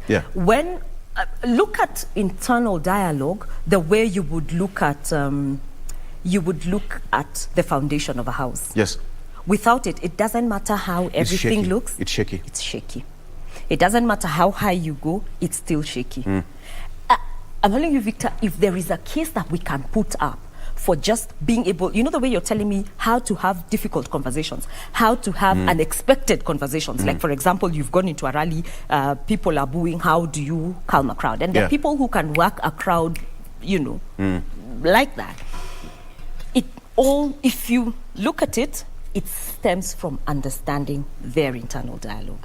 The internal dialogue is, I would say, from what I've practiced over the years, the foundation of the way you handle yourself even before you talk to person matters a lot. Absolutely. When you talk of personal branding, again, let's go back to what happened on Sunday and the choice of soundtrack, the choice of the jingles, the song, the lighting sets the pace and the mood for that particular occasion. But some people say, and suffice to say, that with what Honorable Musalia Mudavadi was saying, there were two different people. What do you make of that? Because when you say tusidanganyane, and the Honorable Musalia Mudavadi in this case is somebody who we know is charismatic, who is composed, authoritative, presidential, but when the speech was completely not like him, and some people out there say that that was not him. Yeah. All right? Yeah. What do you make of that? How do you sound authentic in your speech? You can, by the way, you can spin this two ways. One, you can spin it that he was coached. He was really well coached to speak the way he was. Okay. That's one way that you can spin it. The other way that you can spin it is that, you know what, he's matured politically. And so the person that you have known before is now different because he's going for a different, level in office. Let me tell you, there is no right or even wrong opinion in this, because there's people who feel a certain way about it. Yes. I think to be able to come up with an accurate interpretation of this, you need to study Musalia Mudavadi's public life from the very beginning. Look at his growth. Look at where he's been, because it's very easy to focus on when he was finance minister, or when he was this and that. You not get it. Study him. Study his public life over a period of time. The way he handles himself. And then when you study it, you will be able to have an accurate opinion of what happened on Sunday. So the choice, the way you're saying, the choice of the sound, the sights and sounds, but also the choice of speakers. The people that were selected to speak, the choice of dress, the choice of who was sort of leading the event, the lineup of speakers. Yes. There's so much that you can infer from that. But I'd say to get an accurate picture, study his public life, and not just him. Study Honorable Ruto's public life and study what he did. Study President Kenyatta's public life and look at how he's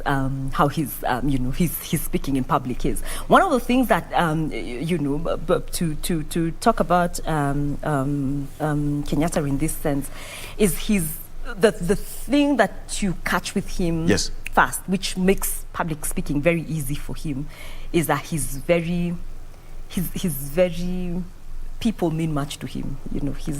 He's a people person. Exactly. And so because that is who he is, when he gets on stage, it comes forth very easily. Yeah. So because as you study patterns of people in public life, which is appropriate. So the people that are not in public life, we don't have the luxury of doing that, but the people around our lives, we can do that because we are interacting with them at work.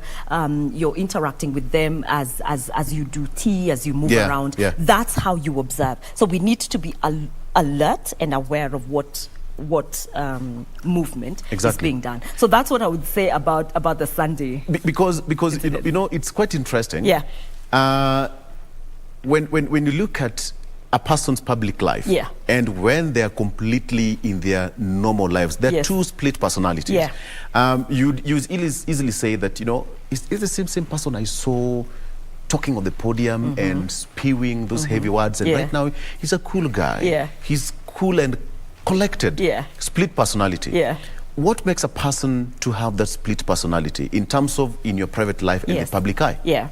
So two things do that. One, it could actually be, and this is the simple explanation, it could actually simply be inauthenticity. You're not authentic. You show a certain persona when you're out in the public, but privately, there's something else that's going on. So that will come from things that are unresolved, will come from things such as the lack of confidence, will come from things such as insecurity. And like I said, that's the easier explanation. Now, if you study the patterns of people that have had to live their lives publicly for a very long time. You're looking at people that have been in the presidency for a long time. You're looking at people that have even served, places of pressure, even served in religious circles also. People that have been the pedestal is placed very high for them. People that are Nobel Peace Prize winners, people that are known as humanitarians, people such as the royal family. There's one thing that you'll notice. Public life is very alluring, but it's very tiring. I talked to some of my friends who were vying for political seats, and they say, you know what, Victor? This thing is emotionally draining. It is emotionally draining, and that is a gross understatement. It is draining. And so it feels that when you are out in public, you need to have a certain outfit that you wear so that you can cope with that kind of world. But then as you step out of it, you need to then get back into what is a safe space, which is who you really are. Even people at very high, level corporate jobs will have that. You will have, there's this expectation from the people, from your audience around you. But then in your private life, you also have an audience. And this audience in your private life ideally should be the most important. So this is your family. These are the people that you care about. These are the people that sort of feed you so that you're able to stand in public. And so this is protected space. So there's those are the two reasons I would actually share with you. One could be the inauthenticity. I need to put in this space because I can't afford people to know who I really am. I'm struggling with confidence. I'm insecure. I probably don't feel very, very experienced. And that can be handled. That is easily handled with coaching, with things such as therapy. It's very easily handled. But the one where you're continuously living a public life. That's we're just started. You know what? When you talk of split personality, it reminds me of one gentleman called Raul. Raul's veil of ignorance, where you put on a veil, and then when you lift it off, you realize that it's not the same person. Perhaps what happened during weddings. Unaambiwa, hebu fungua kama ni yeye. Exactly. All right, let's take a break before I remove my veil to just know who I am in here. We are coming back to discuss this. We're talking about context. When we come back, we're talking about the dressing for an occasion and perhaps what we need to know more. And Wangoi is here to help us discuss that. We're taking a break. We'll be right back.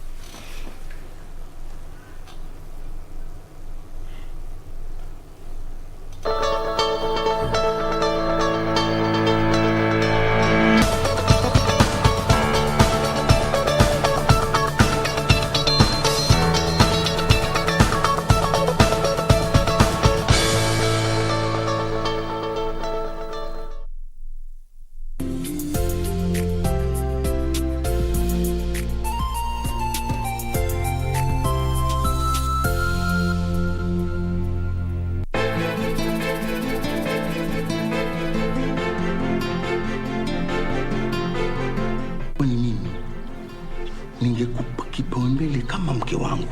Mimi simwelewi. Unaogopa hata kumpa salamu. Maana hata haeleweki na vituko kama ni ule mzee. Mimi namjua mke wako kweli? Furaha hakuna. Ndio mwanzo mambo yamezidi kuvurugika. Tipili anayuko sawa. Can you stop doing that?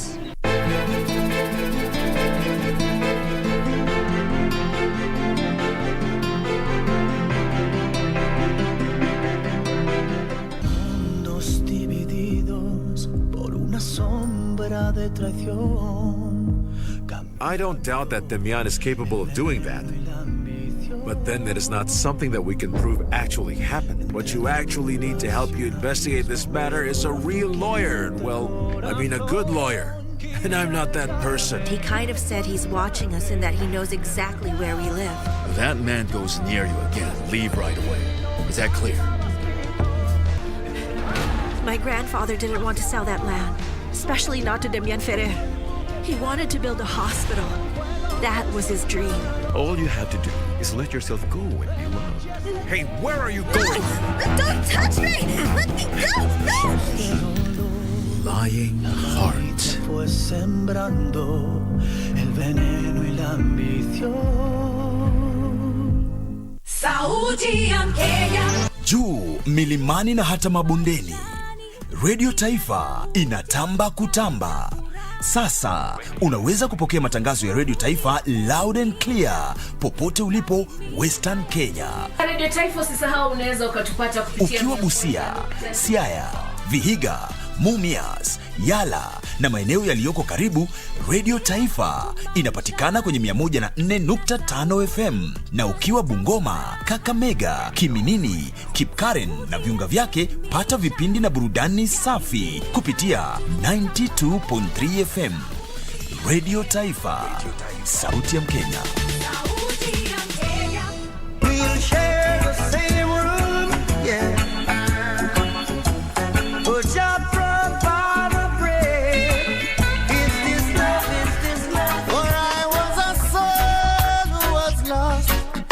and my life was in dismay.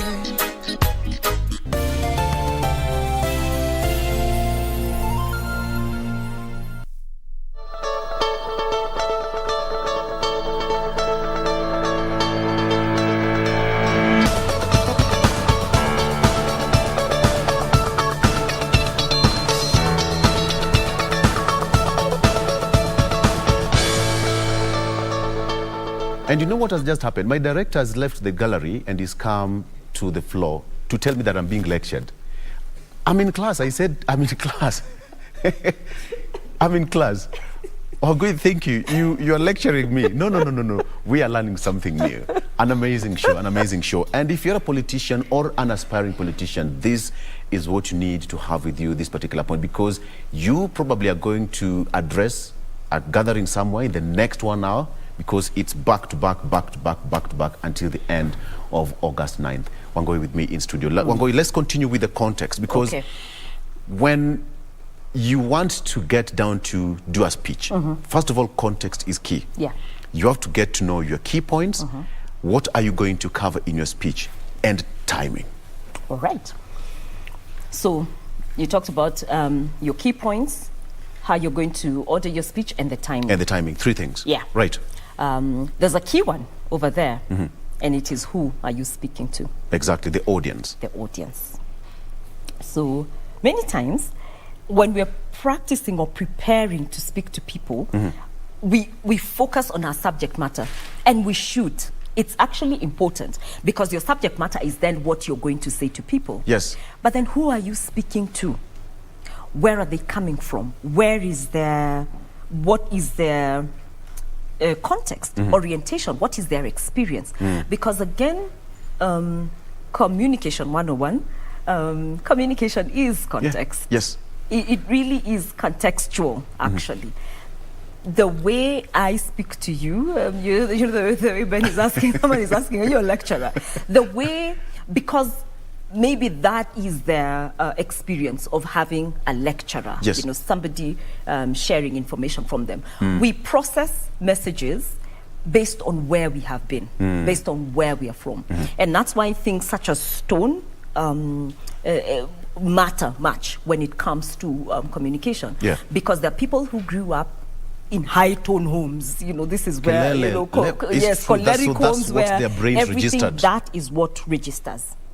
And the moment that registers, it means, either they will try and, if they're aware, they will try and break free from it. But if they get into a context where they are then yelled at, they're saying, I'm not taking this. Yeah. So they will not listen to the message. And there are those who grew up in very harmonious homes, so to speak.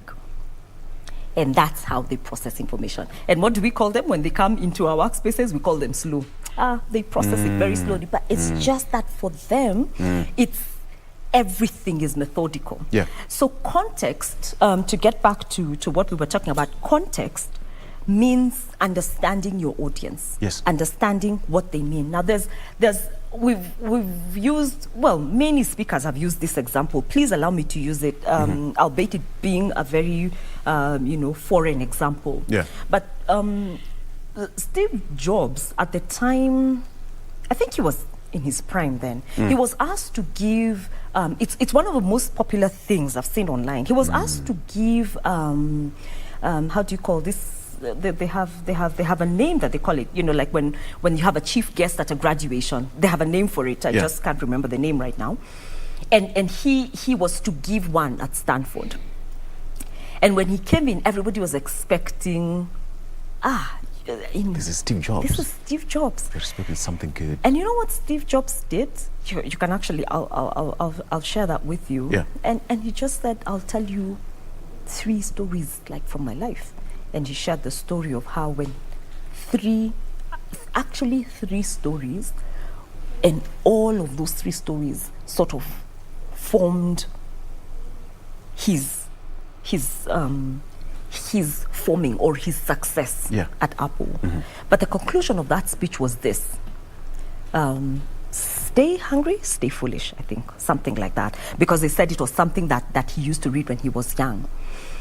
But why that speech was very successful was because he understood he was not speaking to investors, he was not speaking to his staff, he was not speaking to board members, he was speaking to fresh graduates who were full and expectant with hope about life.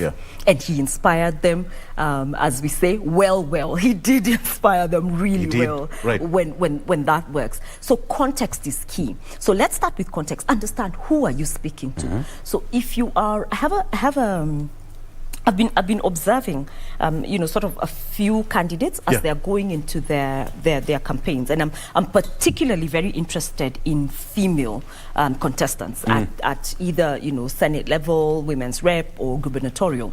There's this particular candidate, and I say this as a disclaimer. I'm not doing any work in her campaign. But one of the things, and she's one of the most independent minds that I know of. She's a feminist through and through. But I've been observing something about her gubernatorial, campaigns and how she's been running her campaigns. And there's something I have noticed about what she does. First, she has completely transformed how she dresses. So every single time she is on the campaign trail, because she is working with, she's meeting very many different groups of people. She's completely she's completely dressed up. Like her dresses have all of a sudden got into ankle length. Yes. And they are beautiful, very stylish dresses. And her tone has also gotten to the level, because of where she's running, her tone has also gotten to the level where she is conversational. She is not speaking commanding. She is conversing with the different people that she's meeting. I look at that and I pray that it resonates. I pray that she gets that position, because the person that you are seeing is a person that is drawing from their strengths of what they understand development to be, and they're wholly committed to their people being raised up to a different level, but then they also understand my people may not have been where I have been. So I need to go down to their level for this message to come across. And who is this person? Her name is Patience Nyange. Thank you. Boom. Patience Nyange. You got it right. You got it. She's really doing an excellent job when it comes to, and perhaps this is something that most of the female candidates should master. Because there's that perception about female candidates. When they take it to the podium, there's a different picture that the audience paint about them. So how you manage your audience also matters, whether you're going to win them or you're going to lose them. Let's talk about time. You have got 10 or 15 minutes. Most of these politicians say, next, tafadhali. They can be the next speaker, they can time, but you find them going beyond the stipulated time, and then they find mic is being snatched from away from them. People how do you manage listening. Exactly, or is being switched off from somewhere. How do you manage your time so that you're given 1 minute or 2 minutes, you go straight to the point, hit the jackpot and go home? All right. So in addition to understanding who you're speaking to, the most important thing, again, when you're managing time is to know what are the major points that I want to say. It could be 1 point. If you have a short time, make it 1 point. But we usually will advise, when you're working on a speech or a presentation, have 3 key points. 3 key points sound like a story. You know the way a story has a beginning, a middle, and an end? Exactly. That ties it very neatly. So even when you have a short time, think about 3 quick things that you want to say to those people. And then that's 1. 2, understand what is the context. Can I use a joke? Can I use facts? Can I use a story? What is the hearing of the people that you're working with? Exactly. Otherwise, beyond that, you're speaking into the wind. You're speaking into the, you're really just, defiling our ears, so to speak. You really are. So 3 key points. And I would say this even for speech writers. Even though you weave in so much into it, have 3 key points. Let whoever is analyzing that speech, or even whoever is giving that speech, be able to understand. So these are the 3 key areas that this person was talking about. Let's talk about, for example, let's go back and analyze Barack Obama. When he goes on stage, sometimes in a full suit. Sometimes you find him, he's tie on, sleeves folded, and then There's a way he holds the microphone. Yeah. And saunters across the podium. Yeah. Left and right. Yeah. How would you describe Barack Obama's speech in 1 minute? The way he moves across the stage, eye contact, and delivery of speech. And Barack comparison Obama, to what we have currently here. Yeah. Yes. Barack Obama is an A1 speaker. Wow. Is there like... And I know many people have studied him. Onto him. He's the perfect public speaker because he took time to... Again, he's very studious. When you think about, or when you observe him, he reads voraciously. He has tons and tons and tons of materials. And he's also interested. Like, I think his context as a grassroots mobilizer allowed him to sneak peek into the empathy that's required to deal with people. Yeah. Now, if you're looking for someone like that, one of the things that I guess I would say about him is the care comes through. That he cares comes through. I think we have a lot of politicians here that would do a good job in terms of speaking in public, but the lack of care, that you don't care about the electorate, is what comes through a lot. That's why you're hearing the careless talk, and that's why but if we observe, if we were to sort of put in these speakers and these speakers, you would actually be able to pick out, this person cares, this person is development conscious, this person is not just taking us for a ride. Yeah. But usually we sort of blanket all of them because of the bad experience that we've had. I think that's just us as Kenyans. But perhaps we have we have something to say about every single thing. Every single moment. Give them a microphone and we have got something to say. But I believe we have got a chance to make things right. Yeah. As we come to a close, one thing that stands out, speech writing. Yes. You have to be part and parcel of the speech. You have to put in your input there. You have to make sure that you go through the speech before and make all the amendments here and there, fix this, fix and that. Yeah. And you come to a situation where you want to incorporate your speech writer. All these things, at the end of the day, will boil down to a choice of your speech writer. How do you make sure that your speech is completely open to the public? They're able to tell the moment they start speaking, now that is Victor. When they start speaking, now that is Wangoi. Comes back to authenticity. Yeah. Authenticity and the choice of a speech writer. I think a good speech writer is like a good biographer. You know the way you want to do your biography and you get somebody who's really good at it. And one of the ways speech writers can really do their job well is by getting access to whoever it is that they are writing the speech for. Spend time with them. Have conversations with them. Ask them, what do you like?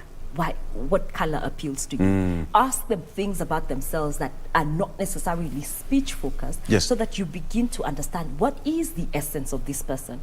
Because a good speech communicates essence. It communicates the essence of the person that's giving that speech. And when that essence is not, the way you can't touch essence, you know the scent of it. You know when essence is around, but when it's not around, you know it. So it just feels hollow and empty when it's a speech. So I think good speech writers become better as they get access to the people that they're writing the speech for. So you sort of engage, interact, have some time with this person out of their work context. The way we did your demo and I did it terribly bad. It was terrible. Versus what is actually it. So it's like a courtship, for lack of a better word, where you really spend an intimate time with a person so that you understand what is their essence, what is this person like. Follow them when they're doing non-speech things or non-public things. Right. I think that's how people that have served people who are in the public arena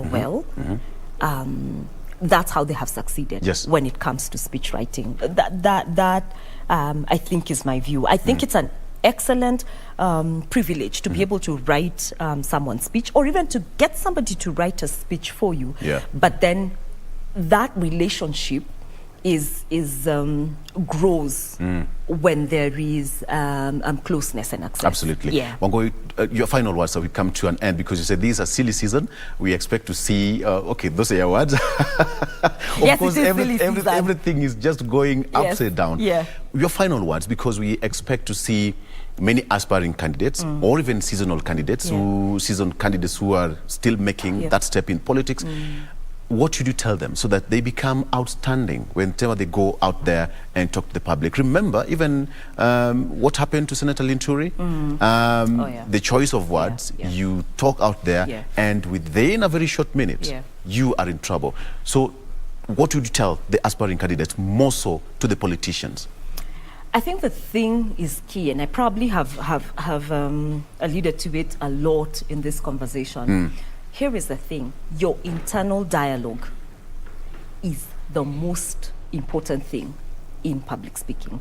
How your values are placed in that internal dialogue is what will come out. So whatever it is that we are seeing publicly is as a result of what is going on. And as we learn how to read body language and as we learn how to decode your words, we will actually be able to see the kind of person that is inside. Your internal dialogue is critical. Nurture it, and it's never too late. Sometimes we probably didn't start at it in the formative years, but there's tons of exercises. Some things we can learn along the way. Build our self-awareness, so that we learn who we are. Wangoi, thank you so much. Thank you for having me. We've taken more time than we were allocated. The director said that, Victor, continue. I think they were taking notes in the gallery. Oh, they were? They were taking notes. Yeah, that's why they're asking whether I'm lecturing. You're lecturing. I was not in a lecture hall. I was just being lectured on class, Thank you so much for joining us. Thank you for having me. Wangoi Munyao, who is also a communications consultant and lead Speak Rich, and he's also a journalist by profession. He just decided to drop down his pen and paper, and he's a writer. Well, we're better she's for a writer. it. Yes. Yeah, we're better for it. You're better for it because I did that. No. You're a pioneer. Yeah. Thank you so much for joining us. Thank you for I hope having you me. learned something. And to the politicians, remember that what you say begins inside. It's about what is inside of you, and what you express there matters a lot to the people. We are taking a break. All right? We'll be right back. Class dismissed. Ding, ding. Thank you so much. Thank you for having me. Thank you for having All right. me. Thank you for having me. This was fun.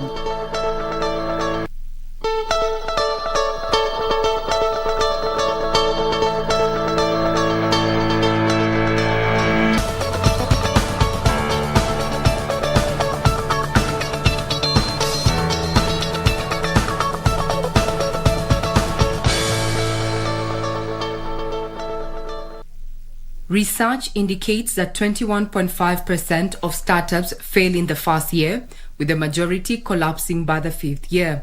However, there is reprieve with the adoption of business incubation models that cushion startups by providing workspaces, training on bookkeeping, market access, and professional services.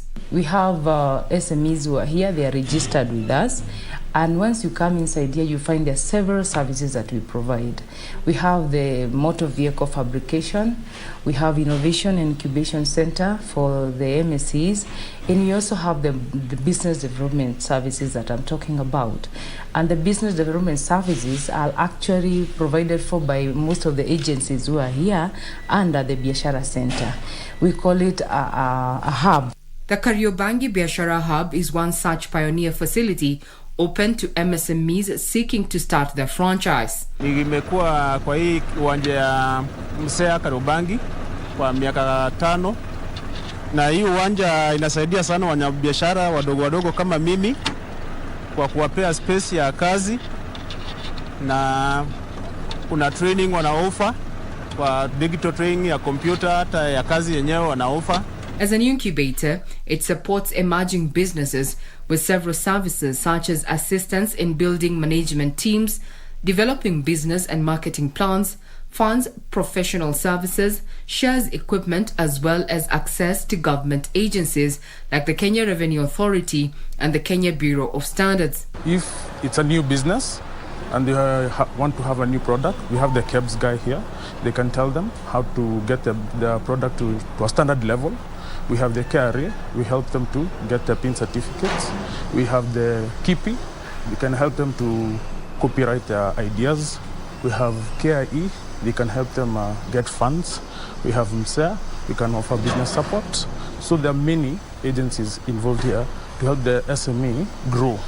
How does one qualify for incubation? It depends on what business you're having, because as you can see here, we usually have a lot of industrial works. So it depends. If it's something that is flammable, no, but other agencies can house you also. After the vetting, the startup benefits from the facility's amenities, including space and access to electricity, for a period of 2 years. How long does it take one to be incubated here? 1 year is just for you to work around your business and to see how to go about it. The next year, then we assist you in terms of market linkage and access. Once you're now full-blown and you're able to stand on your own, then we let you go and fly away. Would you say that the center has met its objective? We can say we met our target because our customers are happy, they come, and we have even over subscription. So far, over 1,200 traders have gone through the center. Space ya kufanya kazi yenye iko secure kama hii huku nje hakuna. Kuna sehemu ukiacha gari huwezi acha gari ya mtu kama hii, ama mtu hawezi kutrust ufanye kazi kama hii kama amerelax. Lakini vile tulipata hii uwanja na iko secure, hatusumbuana na customer. Hata customer akona furaha, gari yao iko safe. Malipo hapa ni mzuri, unaona iko ile favorable itufinyi. Availability of power, water, security and secure infrastructure, yes, I definitely recommend. Plans are underway to expand and operationalize the Biashara incubation hubs across the country. Yeah, that is the way to go, because remember we are looking into manufacturing as a pillar for the economy. Remember, with manufacturing, then it comes the other services that you come with it, because we manufacture for the market, and therefore they cannot all come to Kariobangi, they will not all go to Nairobi, so we need to have them decentralized to these regions. Safe locations to conduct business, security, capital. This is just some of the challenges that MSMEs face, especially startups. Government has already prioritized the manufacturing sector, and industrialization is at the fore. Plans are also underway to have such facilities expand to other counties across the country. Tap your mic, tap your mic.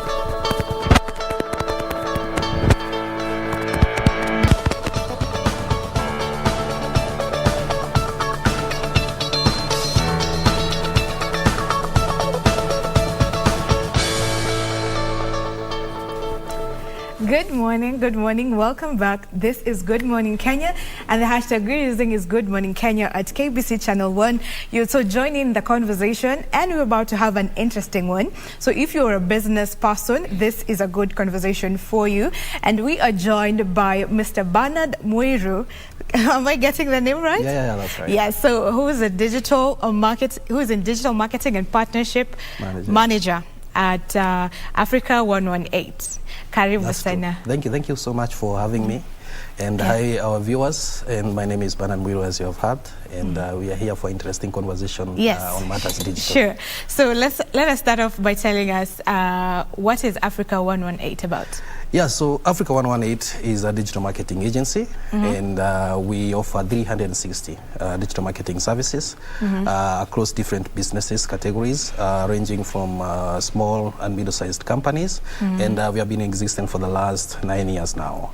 And we have presence in different markets, Kenya, first country, we have Uganda, we have Tanzania, we have Rwanda, we have Ethiopia, and so far so good. We have helped over 1 million SMEs so far get online and be able to push their brand awareness across different platforms. Yeah. Wow, that's some great stuff there.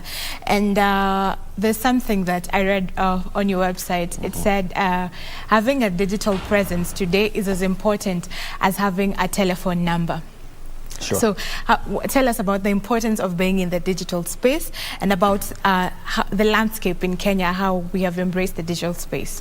Yeah, I think the first thing for any business that wants to get online, the first thing is just to make sure that they have a Google business profile, which we have under the partnership we have with Google, and we have been able to list over 1 million businesses so far, about 1.3, and this year we are aiming at get it to 1 million, another 1 million. That will make it 2.3 businesses that will bring online in terms of maps, or rather what we're calling Google Business Profile. Over and above, we have different other platforms that we leverage on, like Google Ads, we have Facebook ads, we have Instagram ads, LinkedIn, and all other digital platforms. So I think the SMEs, or rather the entrepreneurs, have put much weight in terms of how they can be able to reach more customers and at the comfort of their seats. Because previously, in terms of the traditional media, the billboards and all that, it's not something that you can be able to account in terms of how many people have seen such billboards. But in digital, it's something that you can be able to get insight in terms of how many people have visited you, how many people have interacted with your businesses. And of course, you're able to measure the return on investment on daily basis and monthly basis. So it's something that has taken shape, and the future is digital. Okay, and clearly the future is digital, and people are moving to the digital space. Even the media is moving to the digital space. We have seen the other day Switch TV going online completely. And it's working. So what can you tell to someone who's a farmer and doesn't know about the digital space? So how do I get there? Why do I need it in the first place? Yeah, so the good thing with Africa 118 is that we have been able to train SMEs and all other businesses on how they can be able to take up the online platforms to grow their businesses. And we have done that across Africa. And it's a training that continues to grow in terms of numbers. And we always do this. Even recently at the Made in Kenya extravaganza that happened last week, Thursday and Friday, we were live there at KICC, just making steps on how we can be able to train these SMEs. And we have trained, I think, over 500,000 so far, businesses. And this is something that we continue to do. And it's also one of our core business vertical, training in digital marketing and how they can be able to get online. And over and above that, we are able to give a Google Business Profile, which we do for free on behalf of Google. So that's the starting point. And then now we can move on to other kind of platforms which are paid.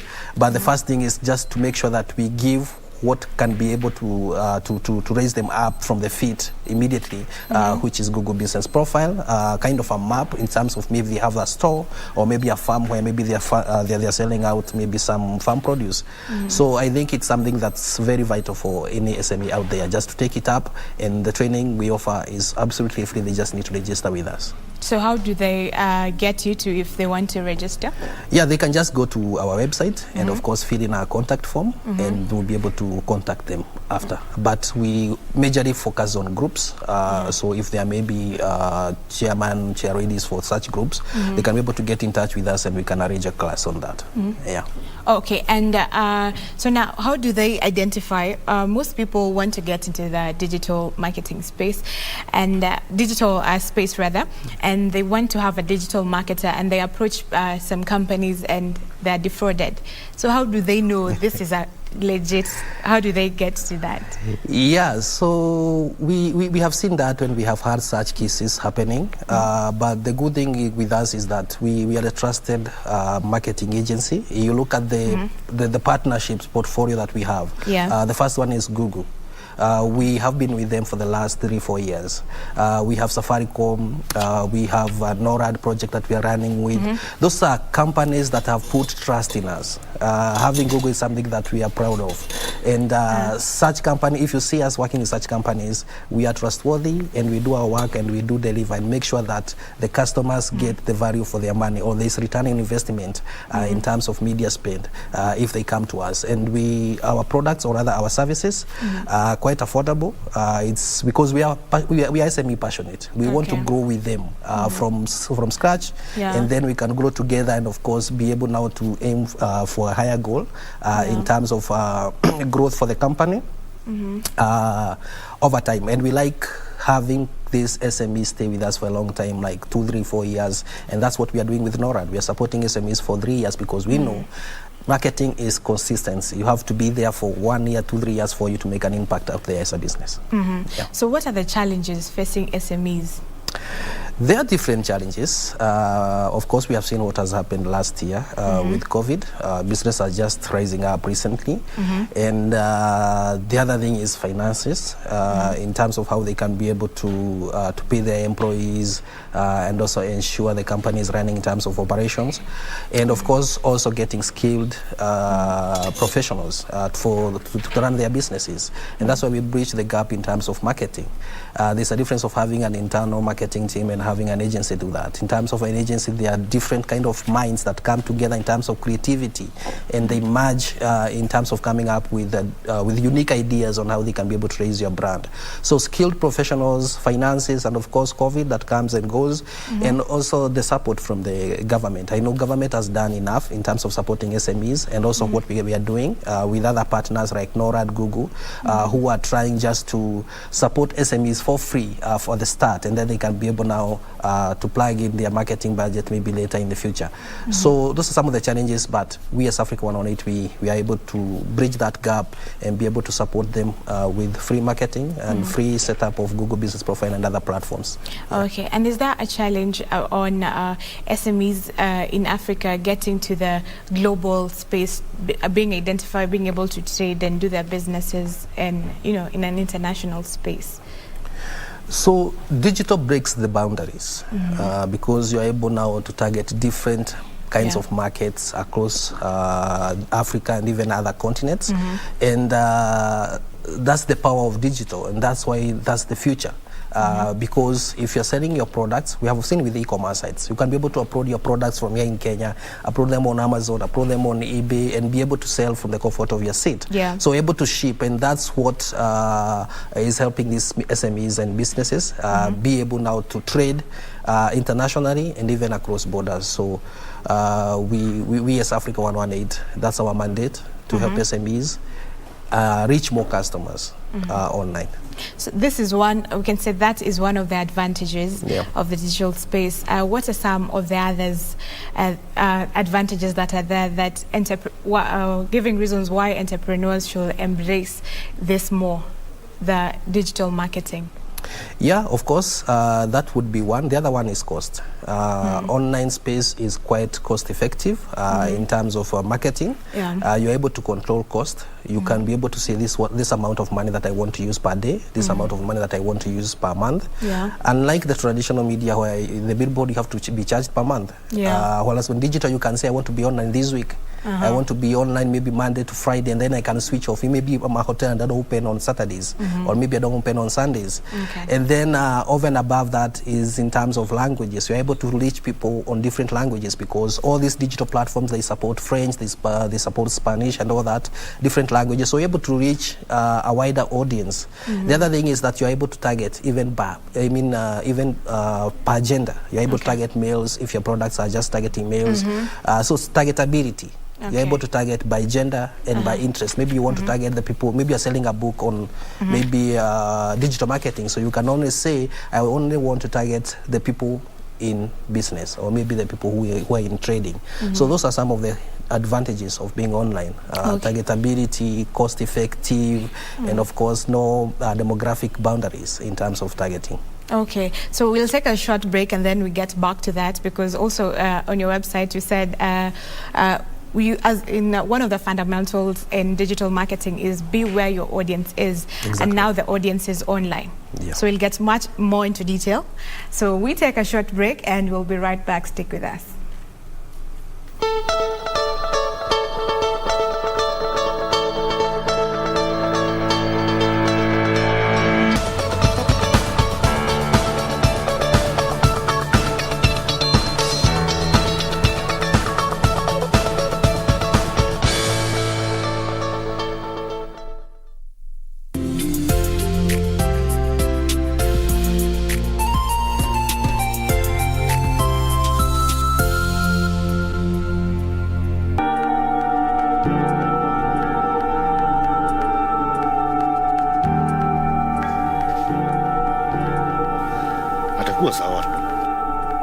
Wacha ujinga zako Jane. Wacha ujinga zako. Na si ni ukweli. Please don't mind her. Never.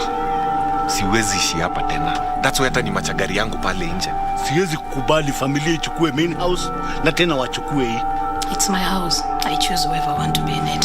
Hey, take it easy. I can fix everything. I hope you know what I'm saying. Mark, leave my house. How about Jen? What has Jen done? What happens after tomorrow? Nothing is going to happen.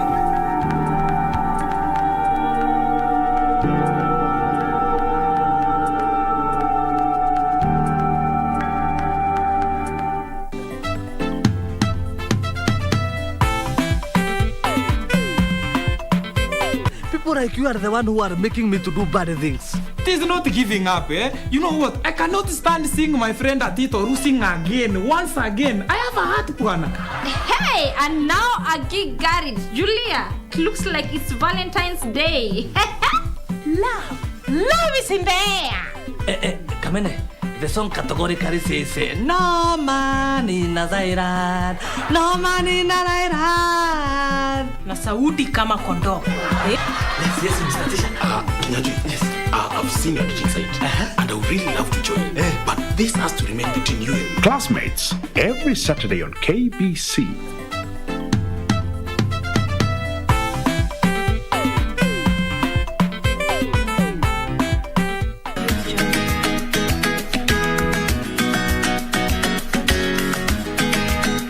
Sikia nikwambie, sasa hizo habari ulizokuja nazo naona una uhakika nazo. Ngoja nikwambie ukweli. Lakini Sara si ametoka mbele yangu.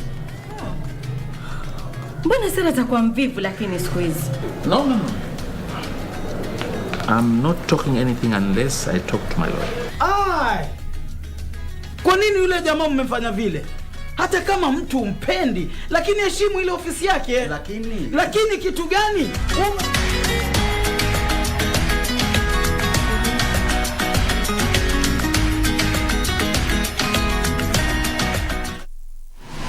Log on to the KBC website at www.kbc.co.ke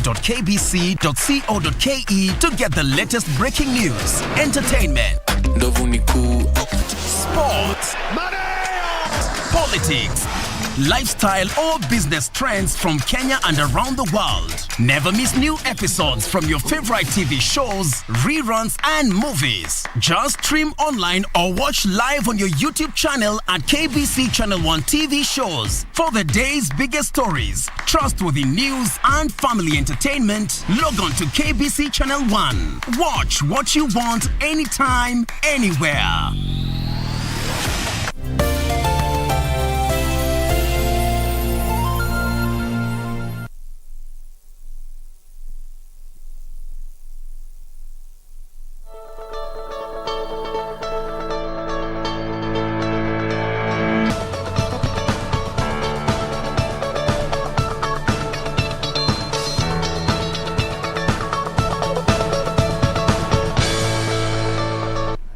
Welcome back. We still continue with our conversation on growth in the digital space, and we have our guest Bernard to help dissect this. So before we went on break, I gave the statement. One of the fundamentals of digital marketing is be where your audience is, and with the current situation, our audience, that most audience for SMEs is online. How true is this statistic?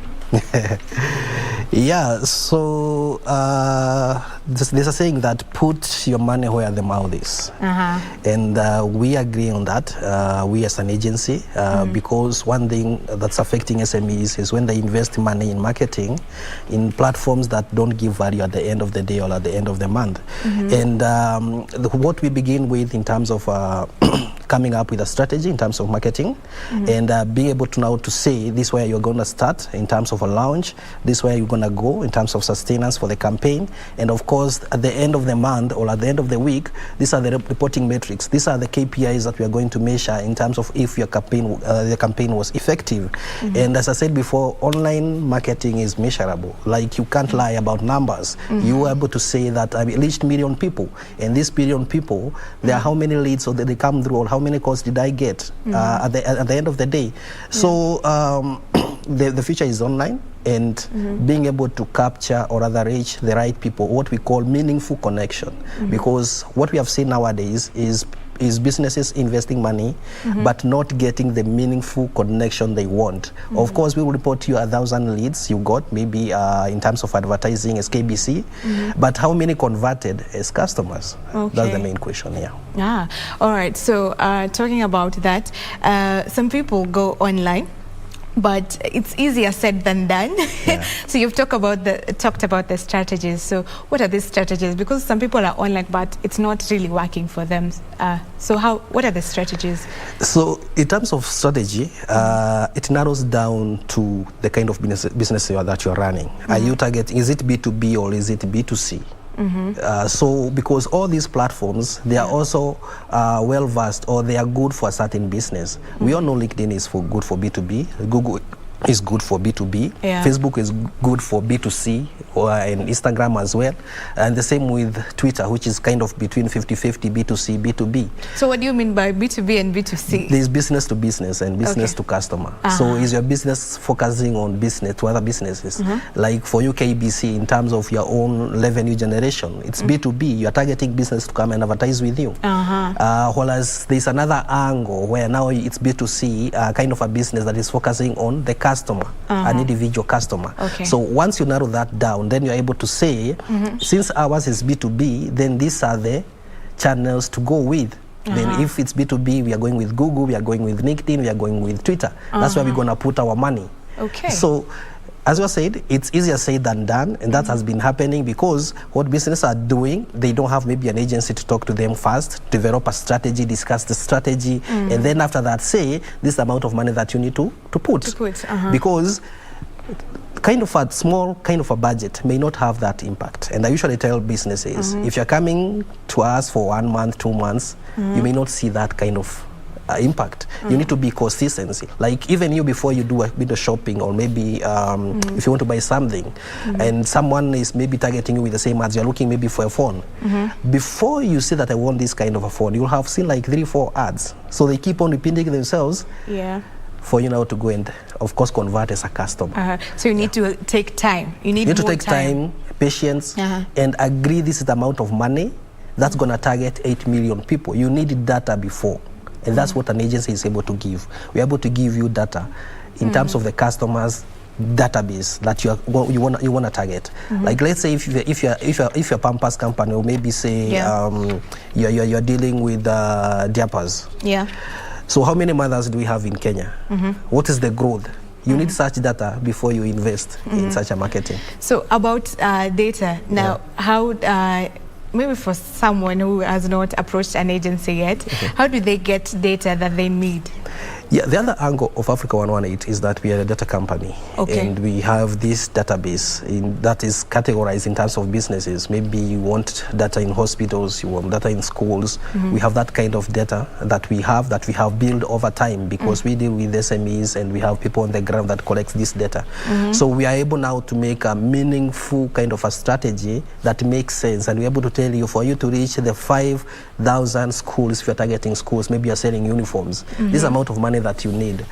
Otherwise, people do invest blindly in marketing. At the end of the day, they don't see value, because you didn't even know how many people you want to reach, which region, and which kind of age group that you want to target. So bring us in on some of the digital marketing areas, something like the website, and take us through it. So as an agency, we have different platforms that we leverage on. The first one is Google. And under Google, we have different campaigns. We have the search, we have the display, we have the video, the one that's on the YouTube, and you have shopping ads. On Facebook, again, we have some different types of ads. We have Instagram, we have LinkedIn, and we have Twitter. All those are digital platforms that we are able to leverage in terms of marketing. But before then, an SME or rather any business that wants to advertise, they'll need different platforms to start them off. The first one is website, which we are offering. On the NORAD program, we have over 3,000 businesses that we are supporting for 3 years. And the first thing we give them is a website. Because for you to get online, you need a website that offers more information. The same way you did the search for Africa 118. Yeah. Where you got that information on the website. So can we say the website is the starting point? Is a starting point. This is the basic. Exactly. And we are so good in that. We have a full department of top skills in terms of UI and UX designs. And we are able to come up with good portfolios for websites, ranging from different categories, the e-commerce websites, and of course static website, just to make sure that the other businesses are able to tell their story on those sites. Yeah. Okay, and what about the search engines, the SEO? Exactly, that's another thing. It's the opposite of the search engine marketing. The Google Ads, Google Ads is opposite of SEO. Okay. So promoting businesses on the online space and being able to rank them organically. And there are two types of SEO, the off-page and the on-page SEO. So the on-page is what happens on the website, adding content that is well optimized for SEO. And then off-page is anything that is happening out of the website. As I said before, we are listing businesses on Google Maps, the Google Business Profile, absolutely free, 100%, fully supported by Google. And we have over 1.3 M businesses that we have listed. That's what we call now off-page. If you link that with your website, link that with Facebook, it grows your brand and builds up the brand awareness. Okay, and they say that, you know, the search engine optimization, how to make use of it, that's what lets you get out there, get noticed out there. So how important is it? It's very important because it's a long-term marketing strategy. It's to save you money in the future. Because let's say you are dealing with, you are in fashion, so you have women dresses, you have men trousers and all that. Those are some of the keywords that you need to target in terms of when you're filling in the content on the website. And we as an agency, Africa 118, we do offer SEO services, but it's something that takes time to rank. You need a minimum of 6 months. Keep adding more content, keep on optimizing your site in terms of site speed, because you also don't want your customers to wait for your site to load for like 3-4 minutes. It needs to be like 60 seconds, and then you are there and you're able to leverage on, or rather you are able to jump from one page to the other and make sure that your website answers the queries for these customers or what they are looking at. They don't need, there's something called conversion funnel. If I come to your website and for me to place an order, I have to do like 7-10 clicks, then your site is not well optimized. I should be able to enter your website and in 2-3-4 clicks, I'm able to buy what I want. I'm able to find the information that I need. Okay. Yeah. So now moving on to your partnerships, you've mentioned you've partnered with NORAD. I know you've also partnered with Google and some of our telcos like Safaricom. Tell us what you've been able to do with these partnerships.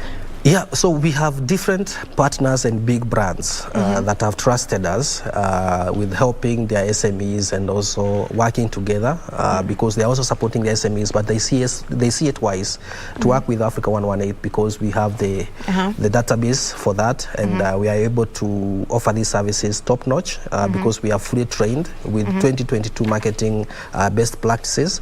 So to start with, we have Google. We have partnered with them in terms of digital skills for SMEs. Number 2, we are doing Google Ads for new customers as well as continuing customers. So we're able to set them up on Google Ads. And then there is Google Business Profile. I was telling you about 1.3 million businesses that have come to us through that kind of project. So those are the 3 projects that we are working together on the Google partnership. We have the NORAD, or what we call in Norwegian Agency for Development, that are supporting 3,000 businesses. So on that front, we are supporting them with a website, Google Business Profile, kind of a marketing for about 3 years. And then we have Safaricom as well. We have some 2 agents that are sitting with Safaricom call center, where you're able to give them a call and get any information that you need. Because as I said before, we are a data company. So if you want maybe to speak to someone at KBC, you can be able to call kind of a code at Safaricom and you'll be provided with who and who that you want to speak with at a particular company. And of course, many others. We have a partnership with MTN in Nigeria. We are supporting over 200 SMEs. We have Standard Bank in South Africa. We are supporting 1,000 SMEs on Google Ads, and so many that keeps on coming up. And the way to go, or rather the agencies to go and meet and be able to run with that project is always Africa 118. Okay, and you'll get to tell us about how the growth has been since you've started doing this project and supporting the businesses through your partnerships. But before that, tell us about your partnership with Google. We know there's Google Digital Skills.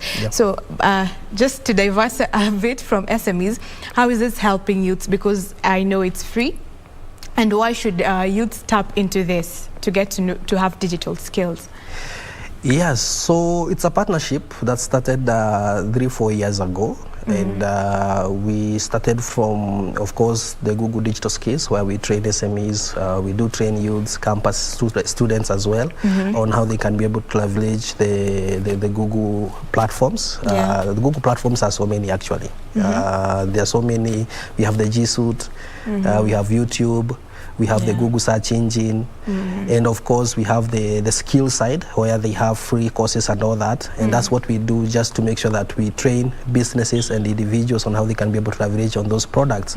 And so far so good, because one thing is that once you have been able to be trusted with such a global brand, one is operational excellence internally, and of course skill set for the professionals that are doing that. I myself, I head the Google Ads project, and I've seen over 2,500 SMEs come on board, and those are all happy customers in terms of how we are helping them get online and be able to reach a certain kind of target audience. So that has come through well, and we are always on the go in terms of trainings, in terms of helping businesses come online on different platforms. And the Google Business Profile is absolutely free. We are paid by Google to do that. In terms of training as well, we are also offering free. We also exactly free training. And the only thing that, of course, the customer puts in money is on the advertising space, which, of course, we have also something called promo code, a match spend. So we tell a customer you're going to spend 300 USD, we are going to give you 300 USD, or maybe you are going to spend 50 USD, which is around 5,000, and then we're going to give you an additional 5,000. So that's the only cost on the marketing side that you're going to pay. But on the other side of other projects like trainings and Google Business Profile listing, they are absolutely free. And over and above that, there's something called a free one-pager for the SMEs that don't have a website. We're able to create a free one-pager website that has all the information and the contact information, and that can help you start you off before at least you get some funds to put up a professional website. Okay, and why do we need to have digital skills even if you're not doing a business, if you don't have an SME or anything? You don't need to. You don't need to, because one, we are offering that as an agency.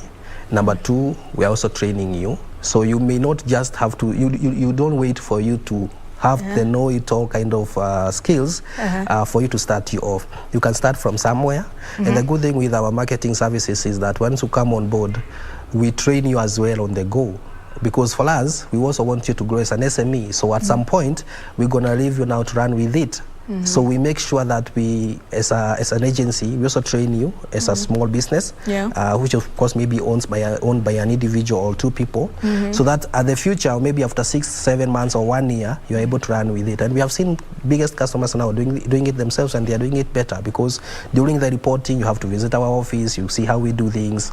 It's just transparency in terms of how we are doing it, and being able to train you as well. And of course, when you don't have funds, or maybe the business is down, you're able to do it by yourself. All right.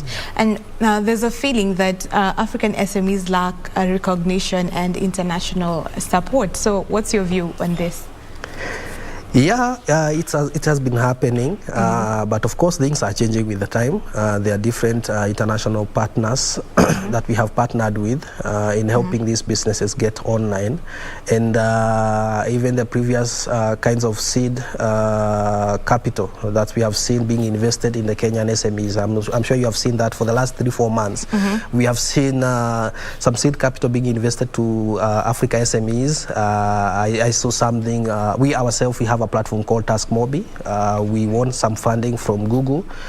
We have others like Quora, we have others like Sendy, we have others like eKitabu, that they have won some capital in terms of starting them off or rather investing some money to run their operations. So things are changing, and we as Africa 118 with the NORAD agency, where we are able to put some effort in terms of our website and marketing for about 2-3 years for SMEs. It's still coming up. So things are changing, and the government is doing enough to have a kind of a fair playground, as well as what we are doing as Africa 118 supporting SMEs. Okay, so an overview of how you, from your data, so how many SMEs are in Africa, and how many so far have embraced the digital space? There's so many. I think in our database we have over 80% of SMEs that we are supporting, and in terms of online we have about 40% now that have taken up the online marketing. So the data keeps on growing with time, and as you have seen so far during the COVID times, where e-commerce exploded. Over 60% of active buyers, they went online. And why is this so? So one thing is the simplicity with e-commerce, and of course offering unique products. If you look at Jumia, Kilimall, and Jabo Shop, some of the products that you may find there is not a product that you can get maybe on your next shop at your place, or maybe at your nearest mall. One is unique products, affordability, and of course the simplicity in terms of you can be able to order a product and it's going to be delivered at your place within a click away. So all those some of the factors that have made online shopping go up, and also during COVID, where people were not much interacting, and the people are in lockdown, they are in their houses, and you need these kinds of products being delivered at your place. So all that has been able, or rather being able to come into action by the support from such factors, and as well as the online platforms, the Facebook, the Google, the Instagram, that supported that kind of marketing, that you're able to see ads from the comfort of your bed or their seat, even before you go out and see a billboard. Yeah, sure. All right, and how many, what sectors are usually most affected by economic challenges? The tourism sector, of course, it was a kind of affected, and the other thing is also the nature. It's seasonal. We know now for this January and maybe up to February before Valentine, the numbers has gone down in terms of bookings. So no one is traveling. People have traveled during the December, November. Again, gonna resume maybe on April. Now imagine if that is merged together with the kind of COVID hard times that we had. It was highly affected. And then of course the transport sector. Those are some of the categories that are highly affected by different factors, both natural and man-made. Okay, so now with many governments affected by political strife, how is the private sector bridging the gap? Yeah, so we are entering the election period. I think from mid-Feb, things are gonna, the heat gonna go up. Yeah, exactly. And some of the stores, some of them are going maybe even to close because maybe of the fear. But we are hoping that everything will go on well. But majorly, as I've said before, the business are moving to e-commerce, and we have been having a kind of a high request for e-commerce sites rather than the static website, which explains why business want to sell online, because you find that maybe rent is paying rent, it's a bit expensive, and if you can be able to manage your business maybe from your home, it becomes easier. Business are also working from home. We have businesses that, of course, the staffs are not reporting to office. So all that, some of the things that we can see happening, maybe as we near the elections period. But even away from that, business now want to focus on online selling, online buying. Selling. Yeah. It's the safest option. The safest option. Yeah. And Okay. affordable. Yeah. All right. So now, judging from lessons from last year and last year but one during the pandemic, what are some of the various opportunities that SMEs can invest in this year that maybe advise us on? Exactly. Maybe building from the previous conversation, getting to online space, and of course lowering down their operational cost. We have seen the kind of unrest the COVID brought forward, the election period as well. Just making sure they lower down the operational cost, and at the same time increase productivity. And over that, it's also having skilled labor and able to do this in unique ideas, because it's ideas that are building businesses nowadays. If you do the same thing over and over time, you're gonna not bear results. So you have to get new ventures, create new kind of platforms and other avenues to generate revenue, lower down the operational cost, and find new ways of doing businesses that are cost effective. As we move forward. So those are some of the things that can help businesses grow as we move forward. All right. Yeah. And you've mentioned some of the achievements that you've had, but what are some of the unique wins that you can really mention that you've had since you started? Yeah, so there are so many unique ways, strategies for businesses. Like of late, we have seen influencer marketing has picked up. Having highly influential people push your brand, take photos with your product or services. We have seen influencers having paid strips, maybe to push a tours company and all that, which is kind of growing. And if you combine that with what we are doing on the ads side, on Facebook and Google, then it lifts up your brand. So there are different kind of angles that the business can be able to take in making sure that they are pushing their brand, and of course PR, making sure that at least you are out there making noise on the media, both on blogs and both on TV. All right. Yeah. So as we come to a close of this conversation, what advice would you give to the African SMEs, entrepreneurs out there? Get online. Get online and start off with what is easier to do. Getting a Google business profile is free. Contact us, Africa 118. We get your map, or we optimize your profile. Get your platforms up there. Have an account on Google Ads, have an account on Facebook, Instagram, and all that, and push that content organically. You don't need any revenue to post organic posts and all that. You don't need any revenue. Start from that point and then grow as your business is growing. Then now you can start churning in some marketing budget slowly, and of course find new ways on how you can be able to narrow down your operational cost. And online is the future. Be there and make some noise. All right, online is the future. You've said it.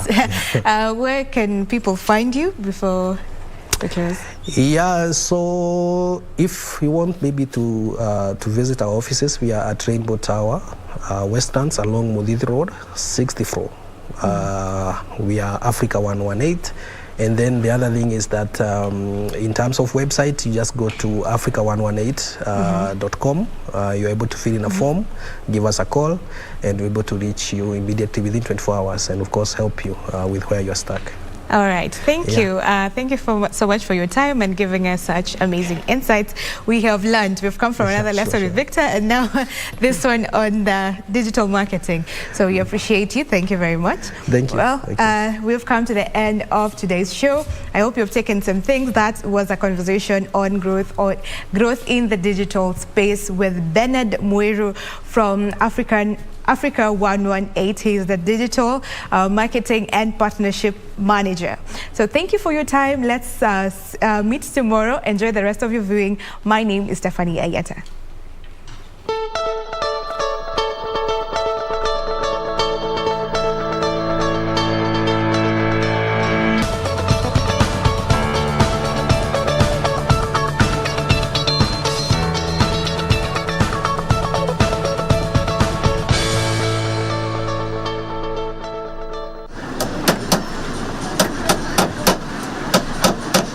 It is a busy afternoon at this workshop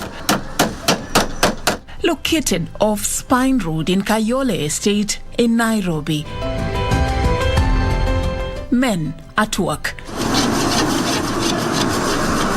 Everything here is done in silence, save for the sound of the tools as the workers skillfully put these pieces of furniture together.